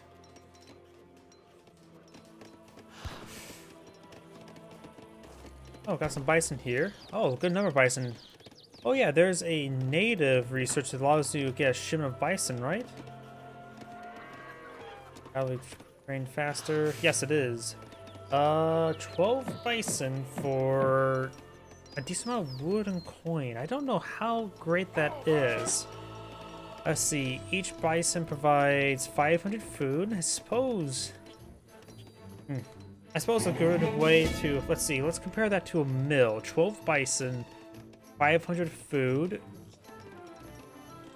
That is, what, 6,000 food for the price of less than 1 mil. Yeah, that's probably worth it. Yeah, that's probably pretty worth it. Plus, he does have access to a grain to help him herd them and collect faster from them. Each one is providing 1.505 as opposed to 6, so effectively times 2 collection rate. Do now have some blackberries pull in the field.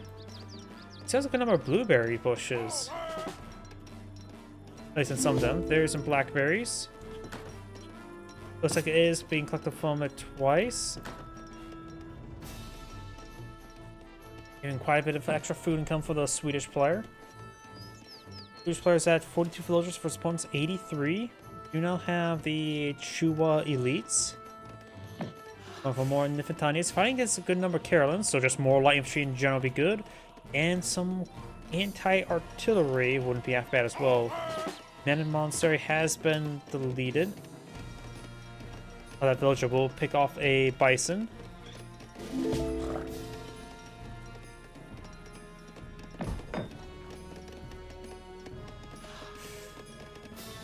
This is going to mix collection rate of coin and influence. So maybe on an eye for some mercenaries of some sort, or whatever influence is called when spinning on non-mercenary units.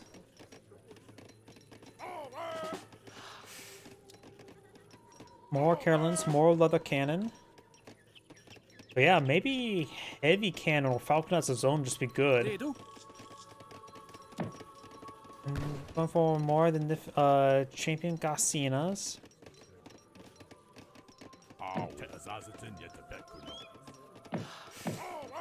Swedish players are very far from aging on up.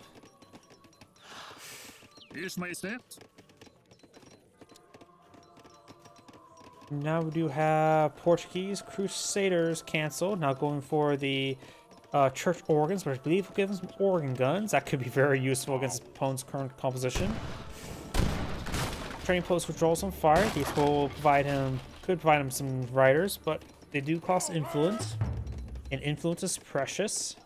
More precious than a particular golden ring. The Ethiopian player's maxed out army. These players not. That fort does go down. More Carolins on the build queue. Not sure where the church organ's being deployed on out. There's some church organs, the Rebolds. They need to be brought up here. They will provide some excellent fire support. Now they are. Going against that town center. Not the monsters battle go be deleted either way.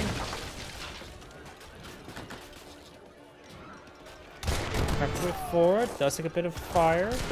Good number of Carolins here.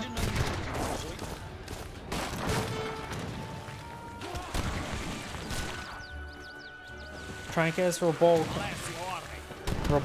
push right forward.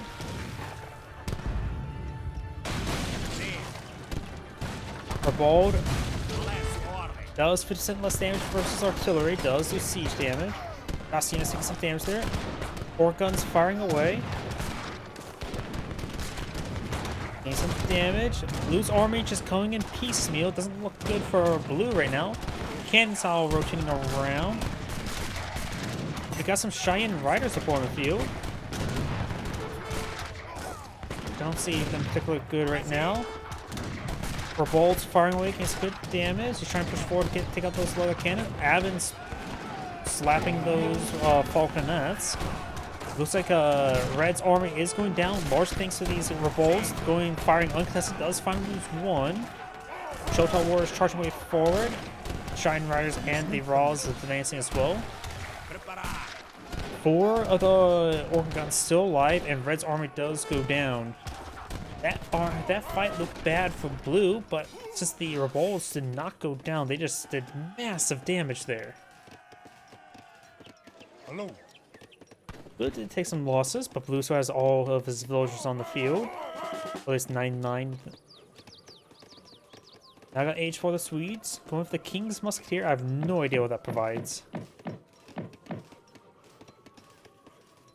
Maybe provide some Carolines.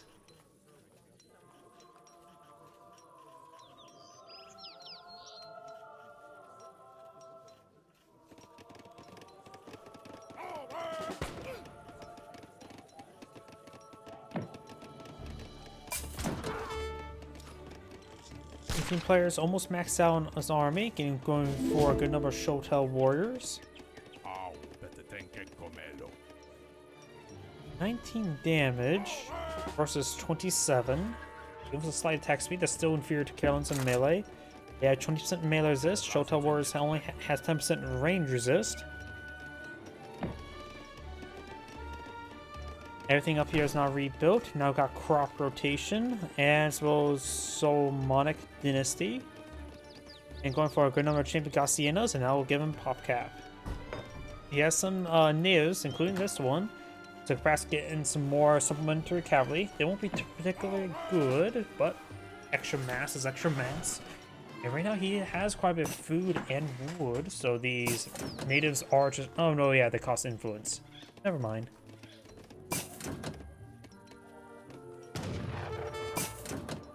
So do their upgrades.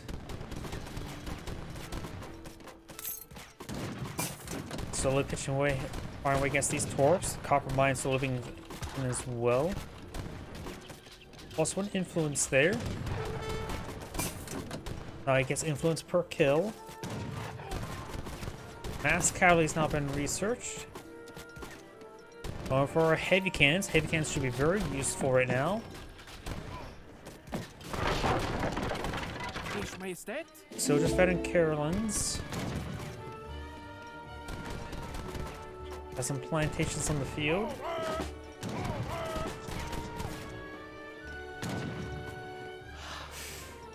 Still got some champion Cheyenne riders in the field. Now we do have the hand infantry combat improving Shotel Wars. There's Portuguese Crusaders, as well as Tim Cart, however that does. Veteran Crossbow, Guard, Crossbone, and Order Baristos. If you can't get a good follow of damage there.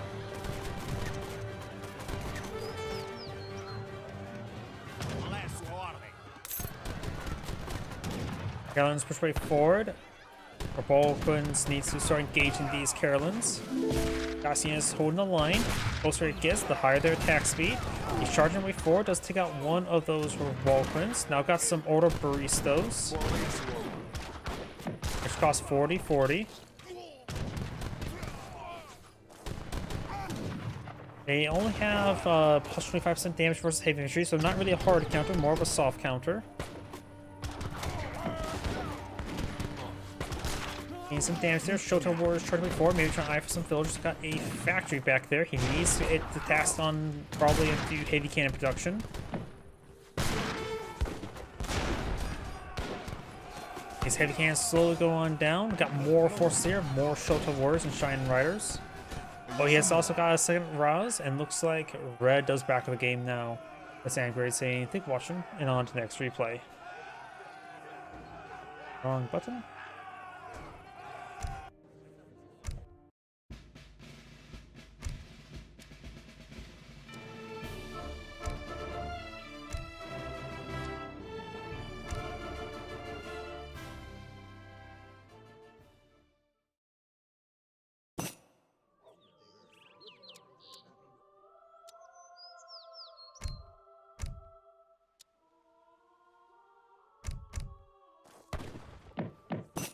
Greetings everyone, and great here for another Age of Empires 3 replay. Spawn on the left side as the blue Spanish, we got Madonna. Spawn on the right side as the red Hausa, we got Jelly. When it comes to natives of the map, got a very important native, the water buffalo. A lot of water buffalo in the field, as well as the House of Fanar, which are Greeks, and the just House of Fanar in general, which does give you access to Sacred Band Infantry, Greek Revolution. You should go for that as soon as you can, in my opinion, which will give you generating some free musketeers. Doesn't take too long to pay for itself. We also got the Everzone as well as a high health skirmisher, and the Boyars, which is a very high attack speed hand cav, which their base attack speed is just 1.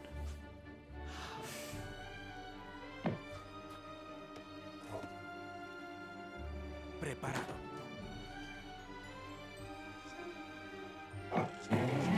Inata the War Dog moving around. Not sure where the Spanish explorers at the moment.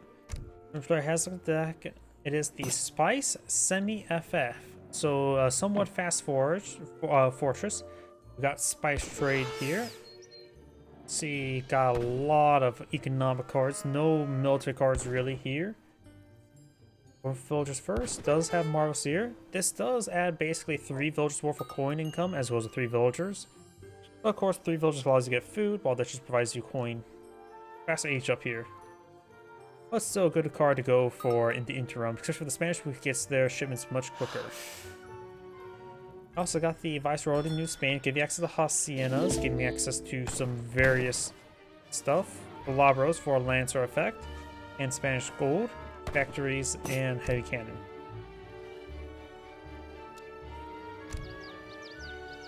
We got Indy. I'm not sure what Indy is. Indiana Jones. This is going to be a fast fortress. A lot of Age 4 cards. Maybe a fast industrial. Let's see, a lot of cards I'm not really familiar with. We've got counter cavalry tactics. Javelin riders get increased hit points. Range damage against heavy cav and shock. Hand shock. Bonnie archers, just general buffs there. Hand cavalry. Let's see, what else do we have here? Infinite villagers. We do have Bolton Yalon, just gives them bannered army. The bannered army. More bannered armies. Lonnie archers, the Arc bannered army. With Knights Confederacy. Orbo Esso riders. Gatling camels. Mercenary Gatling guns. Mounted on top of camels. So yeah, just straight up military in Age 4. So when he goes to H4, he's just going to apply on the aggression. Liffin Knights. Kind of photo tactics. Yeah, it looks like going to be a hyper aggressive house up, but after a fast fortress, maybe fast industrial. Guess we'll find out soon enough. We got the Moroccans being aged up. If he's going to be aggressive in H2, probably would have aged up with the I'm about to sneeze.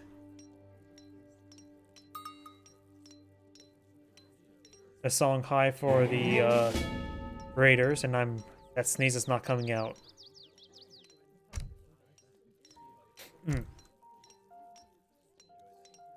Over here, do have the age up, the governor. He has gone for capitalism. The bear has been confused and stunned. Ursa Aroctos.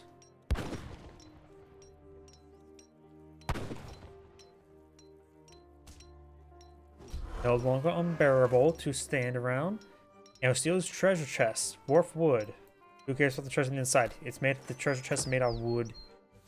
Hunting doggos being researched. Senior McCleaves. Probably reference to the player McCleaves. Sobahi. That's probably something. I just don't know off the top of my head.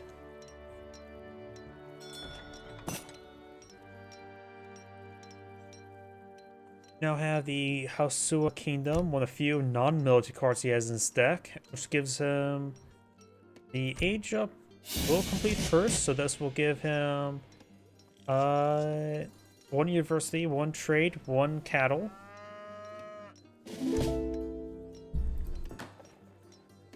Trading post now being built here. University here, next to the trading post in town center.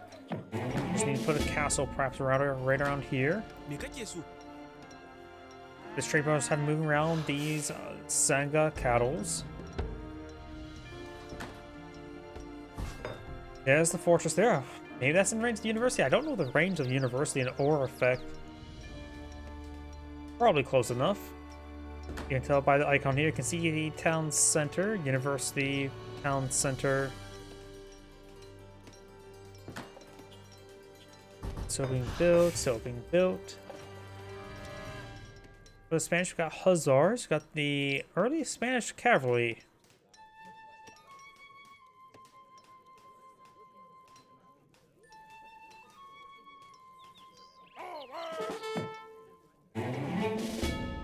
Taking out Gunman. Gunman's losing the fight because he's not using gun. And there's up and does get all of his stuff here. So getting a nice 2.6 influence per second, which seems a pretty good amount. I don't know what exactly is a great amount, but it's probably better than export. There's the Hussars now advancing way forward. Of course, the castle here will provide a little bit of anti-cavalry support. 45 damage per shot, or far in the range resist.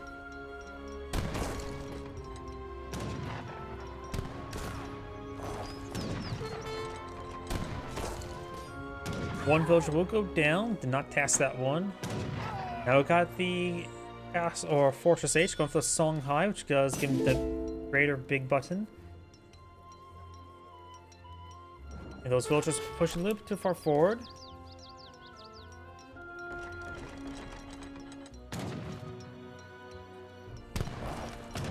More Spanish Hussars makes way forward. Takes another villager there.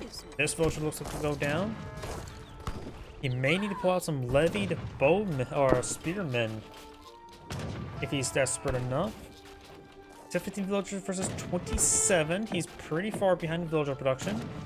Spanish has gone for 8 additional villagers, so 19 or 8.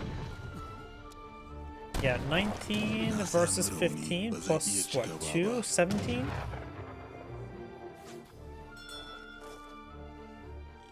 More Hussars pushing forward. He does have, of course, another fort here that'll help provide some more anti-cavalry effect.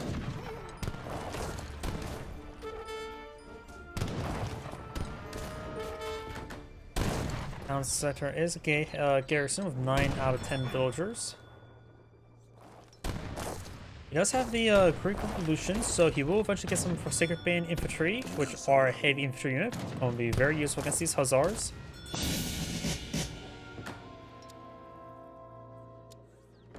He's access to the Songhai raid, which gives him some free raiders. We got some kind of nobles, which are musketeer, heavy infantry, very useful to help deal with these Hussars. Of course, that is an age 2 shipment, even though it's an age 3, but that does also unlock them in general. Reduce their influence cost to 0 and make them infinite build influence, or infinite build limit. Blah, can't speak.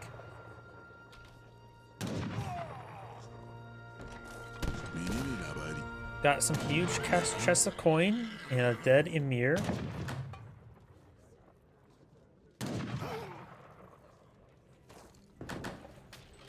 I think one set of Sacred Band infantry available now, if I'm not mistaken.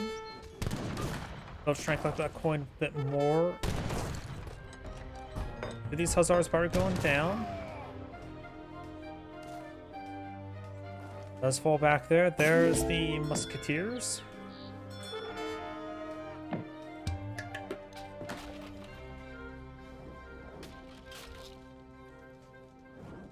Spanish explorers pushing forward.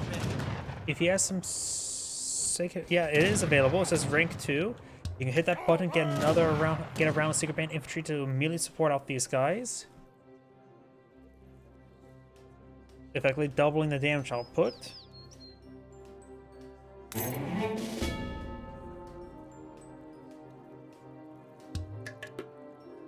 Now it's going for a shipment of influence, 1,000 influence. And Hausa does have enough coin to age up. Just needs some more food. Actually, no, just need a little more coin. Which can just use the livestock market for that.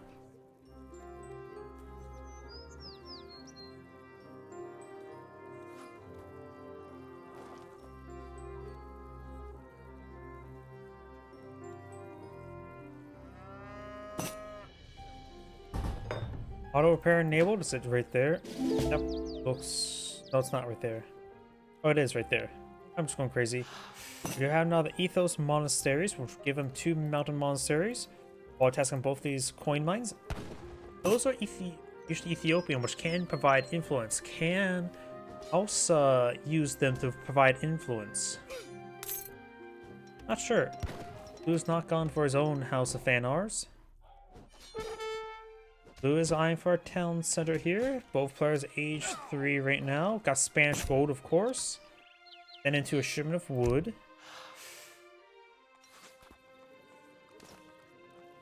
Let's see, where's gonna put the mountain monasteries? Could go right here and here since these are both full composites, so is this one.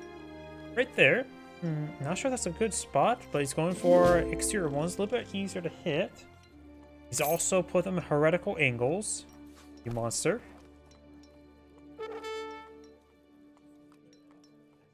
It is fighting coin. Can he set it to influence? Perhaps not.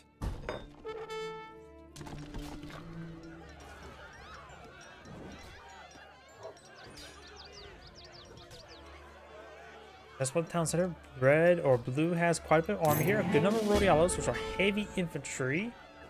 The light infantry will be effective versus them. They also damage output is 13, so not super high. These guys have 12. And also has more health at the moment. 213, 20% melee resist. Versus 162, about 40% melee resist. It's hard to say who actually will win the fight between the two in melee. A lot less health, but a lot extra resistance. Of course, the gun may be useful for a first strike. Age 4, going for the Berbers. Going for elite range warriors now. Got a Falconet shipment and skirmishers now being pulled in by blue. It's a nice little volley there. Bit of AoE. One ship available. Of course, he's going to save, wait for his age up. He always bring the Greek band infantry. He's going to be soon be at level 4, which will give him 8 of them. And those are Fulani archers, a nice light infantry unit. Doggos advancing, not a heavy nor a light. They're just classified as pet. Sacred Band infantry now pulling the field, gets a free age up effect with them. Got some Berbers, light melee cavalry. They will find themselves some Falconets. Rodial is trying to protect them though. These guys are classified as light cavalry, which is effective versus all cavalry. Gets a good hit there on the Falconet. Does have a bit of multiply against artillery as well. Quickly take out those Falconets, very nice. Pinata the doggo is already going down. Red doesn't have much on the field, going for more Rodialos. Got the Fulani archers, got the Gatling camels. That could be very fun in this situation. Buffers got Cenas. Doggo does get gunned down as the ATF wanted. The Emirs are classified as cavalry, so Rodialos will do bonus damage against them.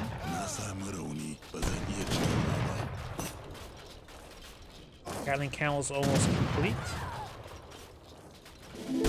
Going through the Yorgro Asteroid as well. Get a massive volley on those. He needs to Rodialos. He needs to get back off on the Rodialos. These guys are classified as light range cavalry and cavalry. All those Rodialos just got ripped apart.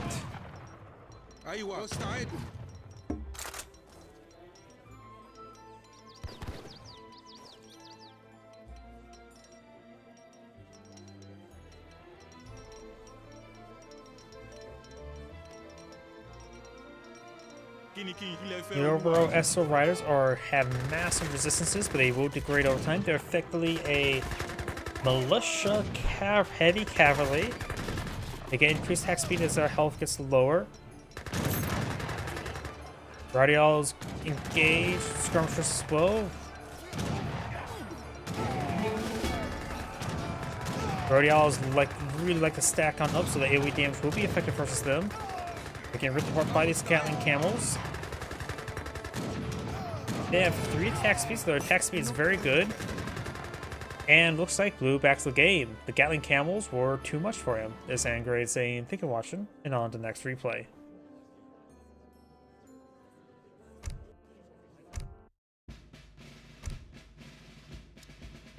Looks like I have 1 replay left. All my other replays are from previous patches, so not really possible.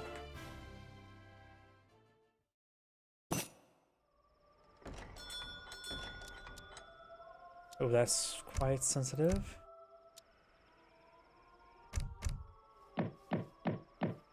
Greetings everyone, Angrade here for another Age of Empires 3 replay. Spawn on the left side as the blue British, who got bad genetics. Spawn on the right side as the red Maltese, got 1 day powerful moderator online.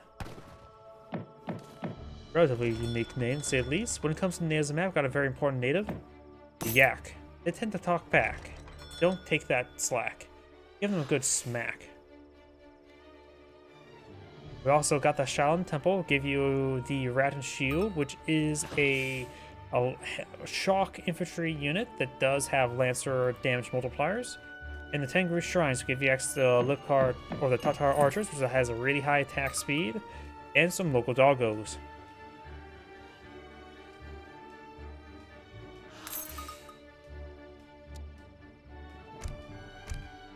No deck selected just yet. No deck selected just yet. Maltese players going for hunting doggos, so is the British.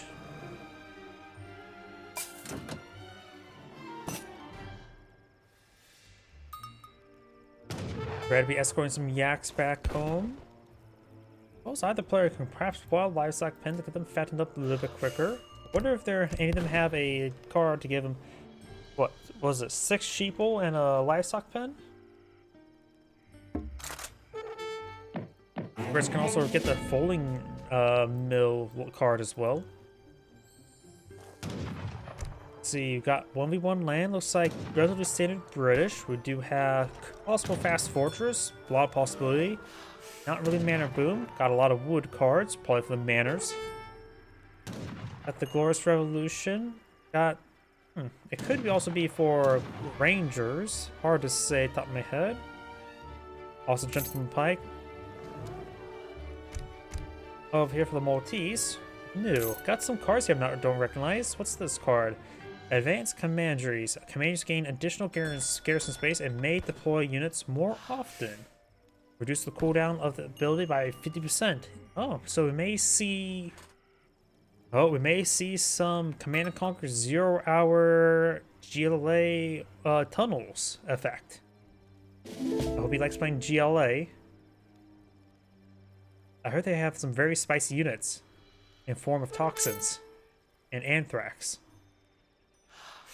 Oh, I'm not familiar with this card. Knights of Boredom ship 1 hospital for each outpost you have on the map. Ah, they just changed the icon. I swear, they change a lot of icons each time there's a patch. Or the better in general. Of course, got the Veteran Towers, which effectively make all your outposts into field hospitals. Basically turns them all to blockhouses. Got Steel Bolts, got Archaic Soldier, Archaic. These are 2 cards that need to be changed a little bit. Well, not necessarily this one, but this one. This one needs a different icon. Just have the 2 swords from the 2 muskets and a sword, if it's going to be Archaic. We also got the Flintlock Rockets for the Sentinels. And of course, Factory Sicilian Supply. Got the Age Up, the Governor versus the Quartermaster. Got the Mongol Scout hitting the Mongol Scout. We also got the Explorer being hit quite hard by the Grandmaster.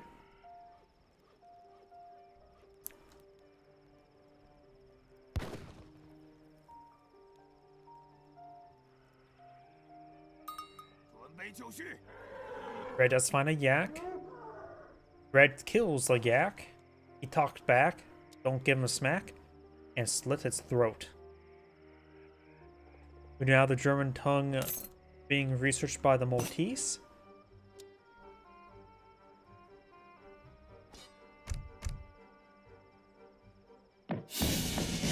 This pressure here does improve cavalry speeds by 5%. Probably also affects shock infantry.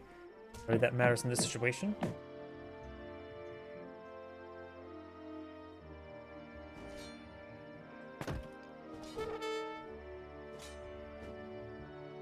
Yak here. Mongol Scout does interrupt the Grand Master's movement. Very, very nice. Steel traps being researched with British, as well as wood shipment there.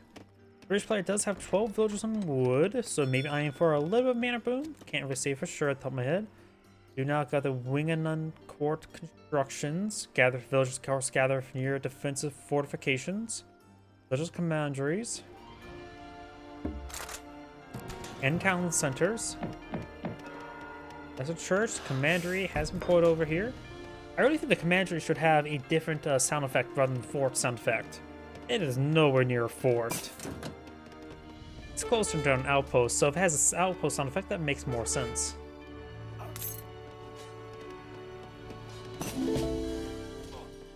Mongol Scout being bashed in the face by these villagers.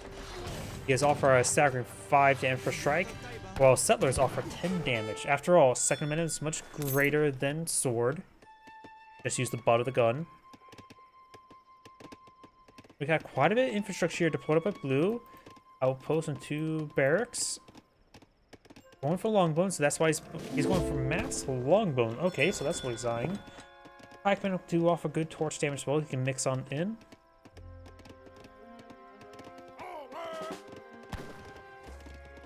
And Longbowmen on the field. Usually Sentinels are deployed to counter. Sentinels do offer good damage for its cost, but it has poor population support. Each one costs 2 population rather than just 1. So they're cost effective, just not population effective. More Longbowmen being deployed on the field. Go for the Redrin Towers. Turn this one to an outpost, and as well as the... Oops, does take a bit of damage there. Settle Wagon takes some fire.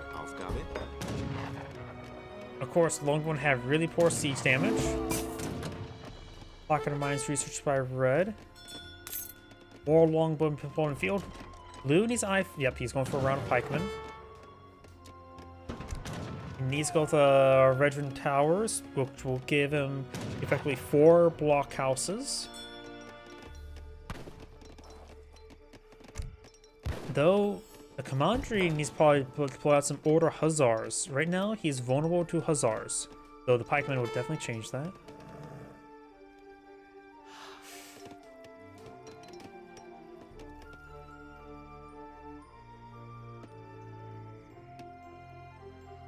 Yes? Elaine Magnan, so he did name him to Elaine. And this Explorer will find the commandery. We do now have the spice trade being deployed in the field. Oh, we've got another commandery being deployed up here by the Grand Master. That could be interesting. Remember, well, he has the advanced commanderies available. Hasn't got the research just yet.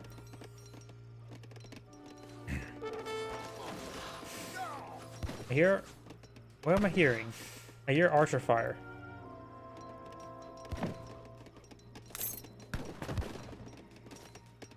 I'm not sure the archer fire is. These Longbone weren't firing against anything. I'm not sure. We got 3 outposts here. This course will give him 2 more. Now I got a round of Order Hussars being deployed out here.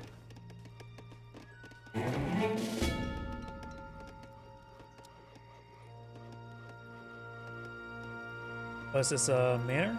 Yep, got a manor house here. Blue does not see this commandery just yet. Does go for an outpost or trading post here. We got already 3 trading posts by Red, so Red will get all 4 trading posts. Very nice. Definitely going for a heavy wood build. Cancels the manor there. And now it's going for the Day Redrin Towers. Hussars find a villager. Got a round of musketeers pulling the field.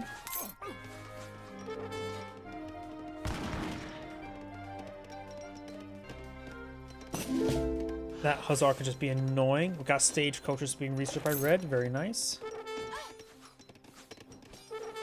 Longbow trying to steal with that Hussar. That was inside the town center.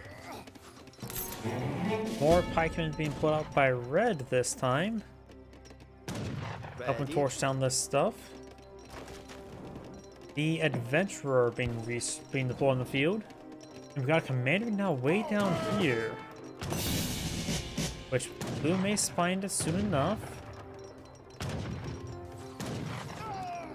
One of those Hussars to go down. Got Falconets being deployed by a British player. Got the advanced commanderies now being researched.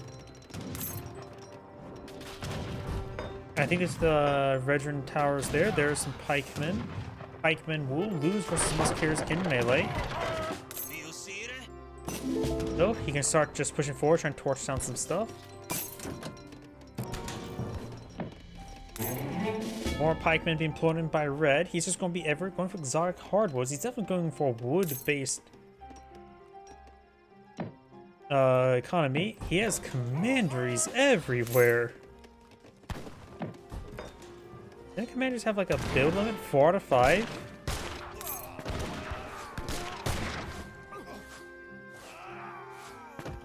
He has all of his trading posts set to wood. There's also Yak still here.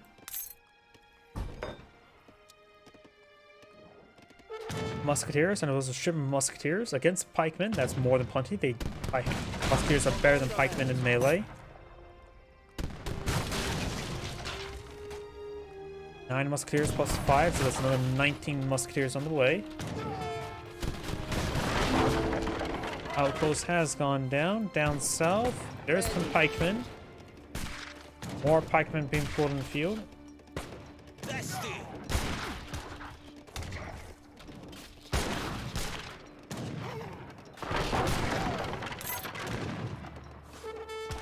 And red's now pulling out more pikemen. Got another commandery there. Pikemen stabbing those villagers.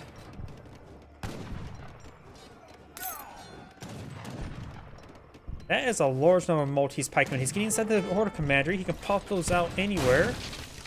Like right down here. Or even over here. There they are. He's just hit and run with pikemen. Is that even a thing? So he's going to come straight down here. He's just trying to destroy his opponent's infrastructure. Got a good number of musketeers here. More outposts being salvaged back here. More pikemen being pushed here. Pikemen are literally everywhere. He's going to probably go straight for the town center.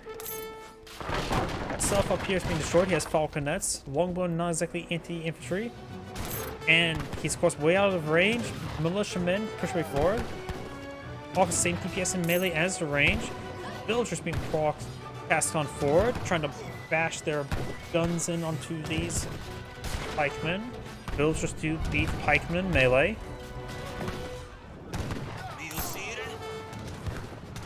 He's just been replayed. He's pulling back the pikemen there. Got these pikemen over here. Artillery foundry. Commander here now under fire.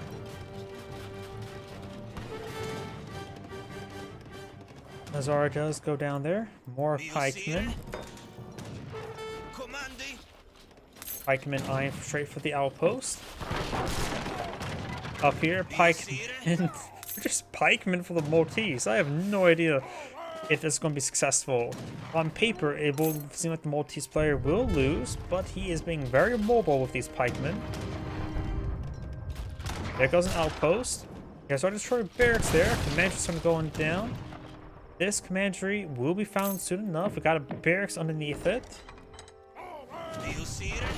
These guys could just be a move to attack some manners. Just be everywhere. Falconets will pose a problem for red right now. More musketeers for the British player and British with wood. Has 52 villagers versus 39. Pikemen here, more pikemen here.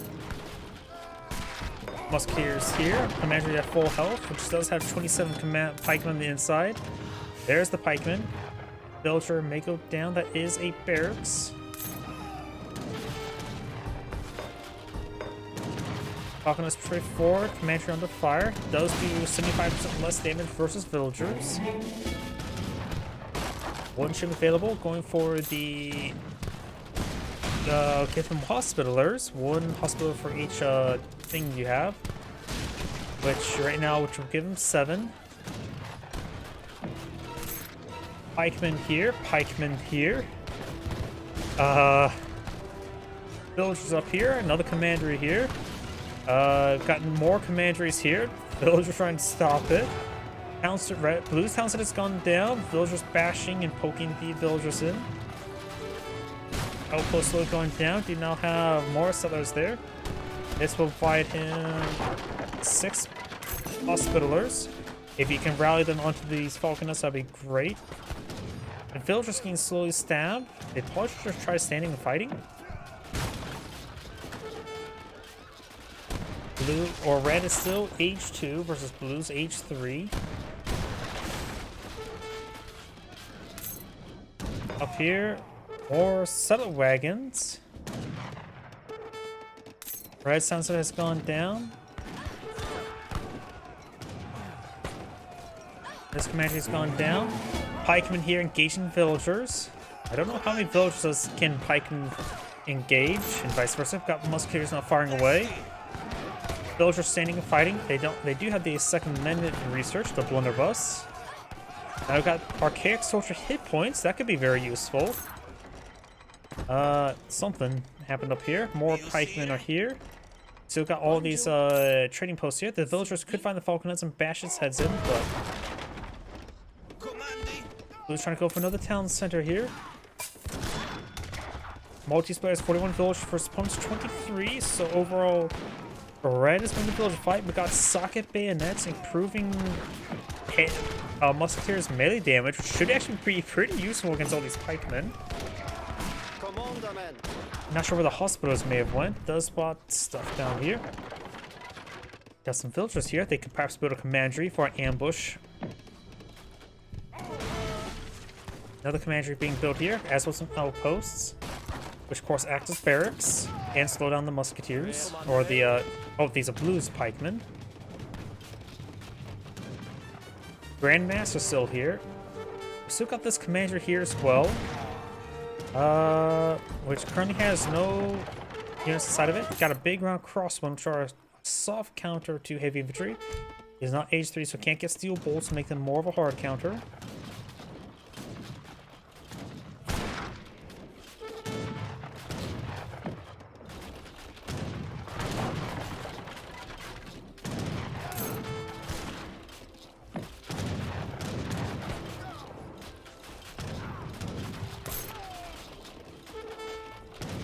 Commandery will go down.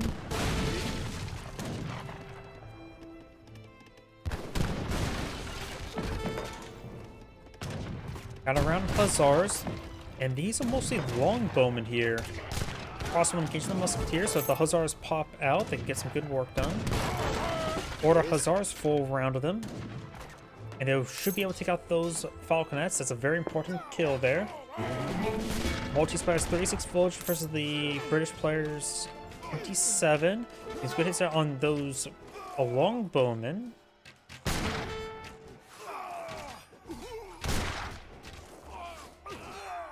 So many of these hussars going down to the musketeers. All the hussars do go down. Got a ship of coin for the British player. He has one, soon to be 2 trading posts there, so he's claiming up these trading posts. Shredder will spot it, going for a shipment of pikemen, and as well as deploying up more pikemen. I am sorry, Grieve. I may not These steer. forces heading down south or north. There are no pikemen here, but he's finding gets a good number of musketeers and longbowmen.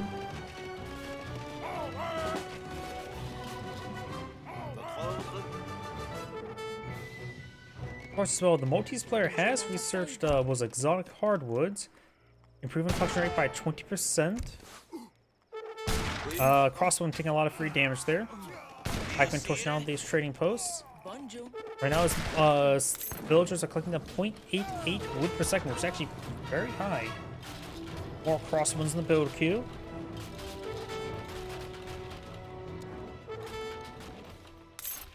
Food and coin, more musketeers and villagers. Stabbing some of these villagers. Got more of these pikemen here trying to torch down the arsenal. Trading posts going down. I don't think they've paid for themselves. Can you thank that you ransom me?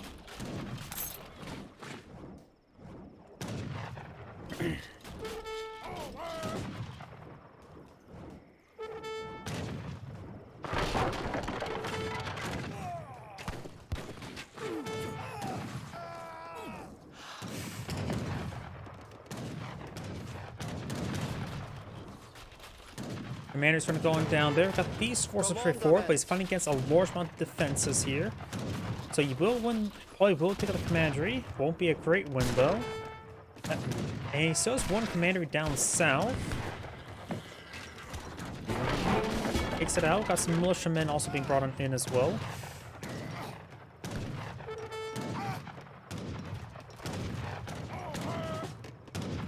I think as well, something you could go for is some of the natives. These wolves only cost food. Light cavalry won't be useful. Rat and shields. That's basically a hussar, which probably against not very useful against the musketeers. So they do offer a bit more wood collection.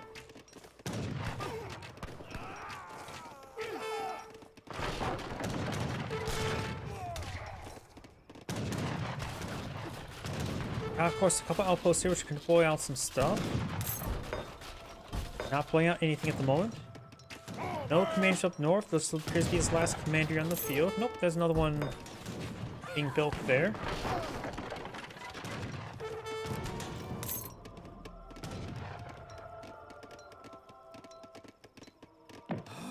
Oh, some extra yaks you can get.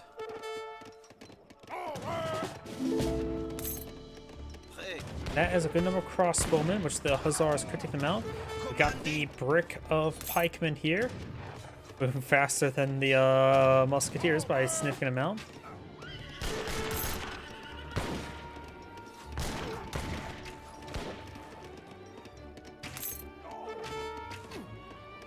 More crossbowmen beyond build queue. This commander is going to go on down.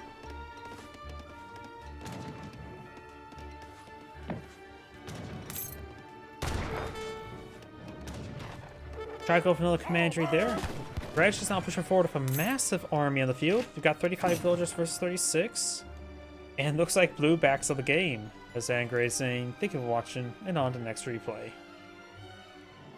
And that is the last replay I have available for tonight. So everyone, thank you for watching, have a good evening.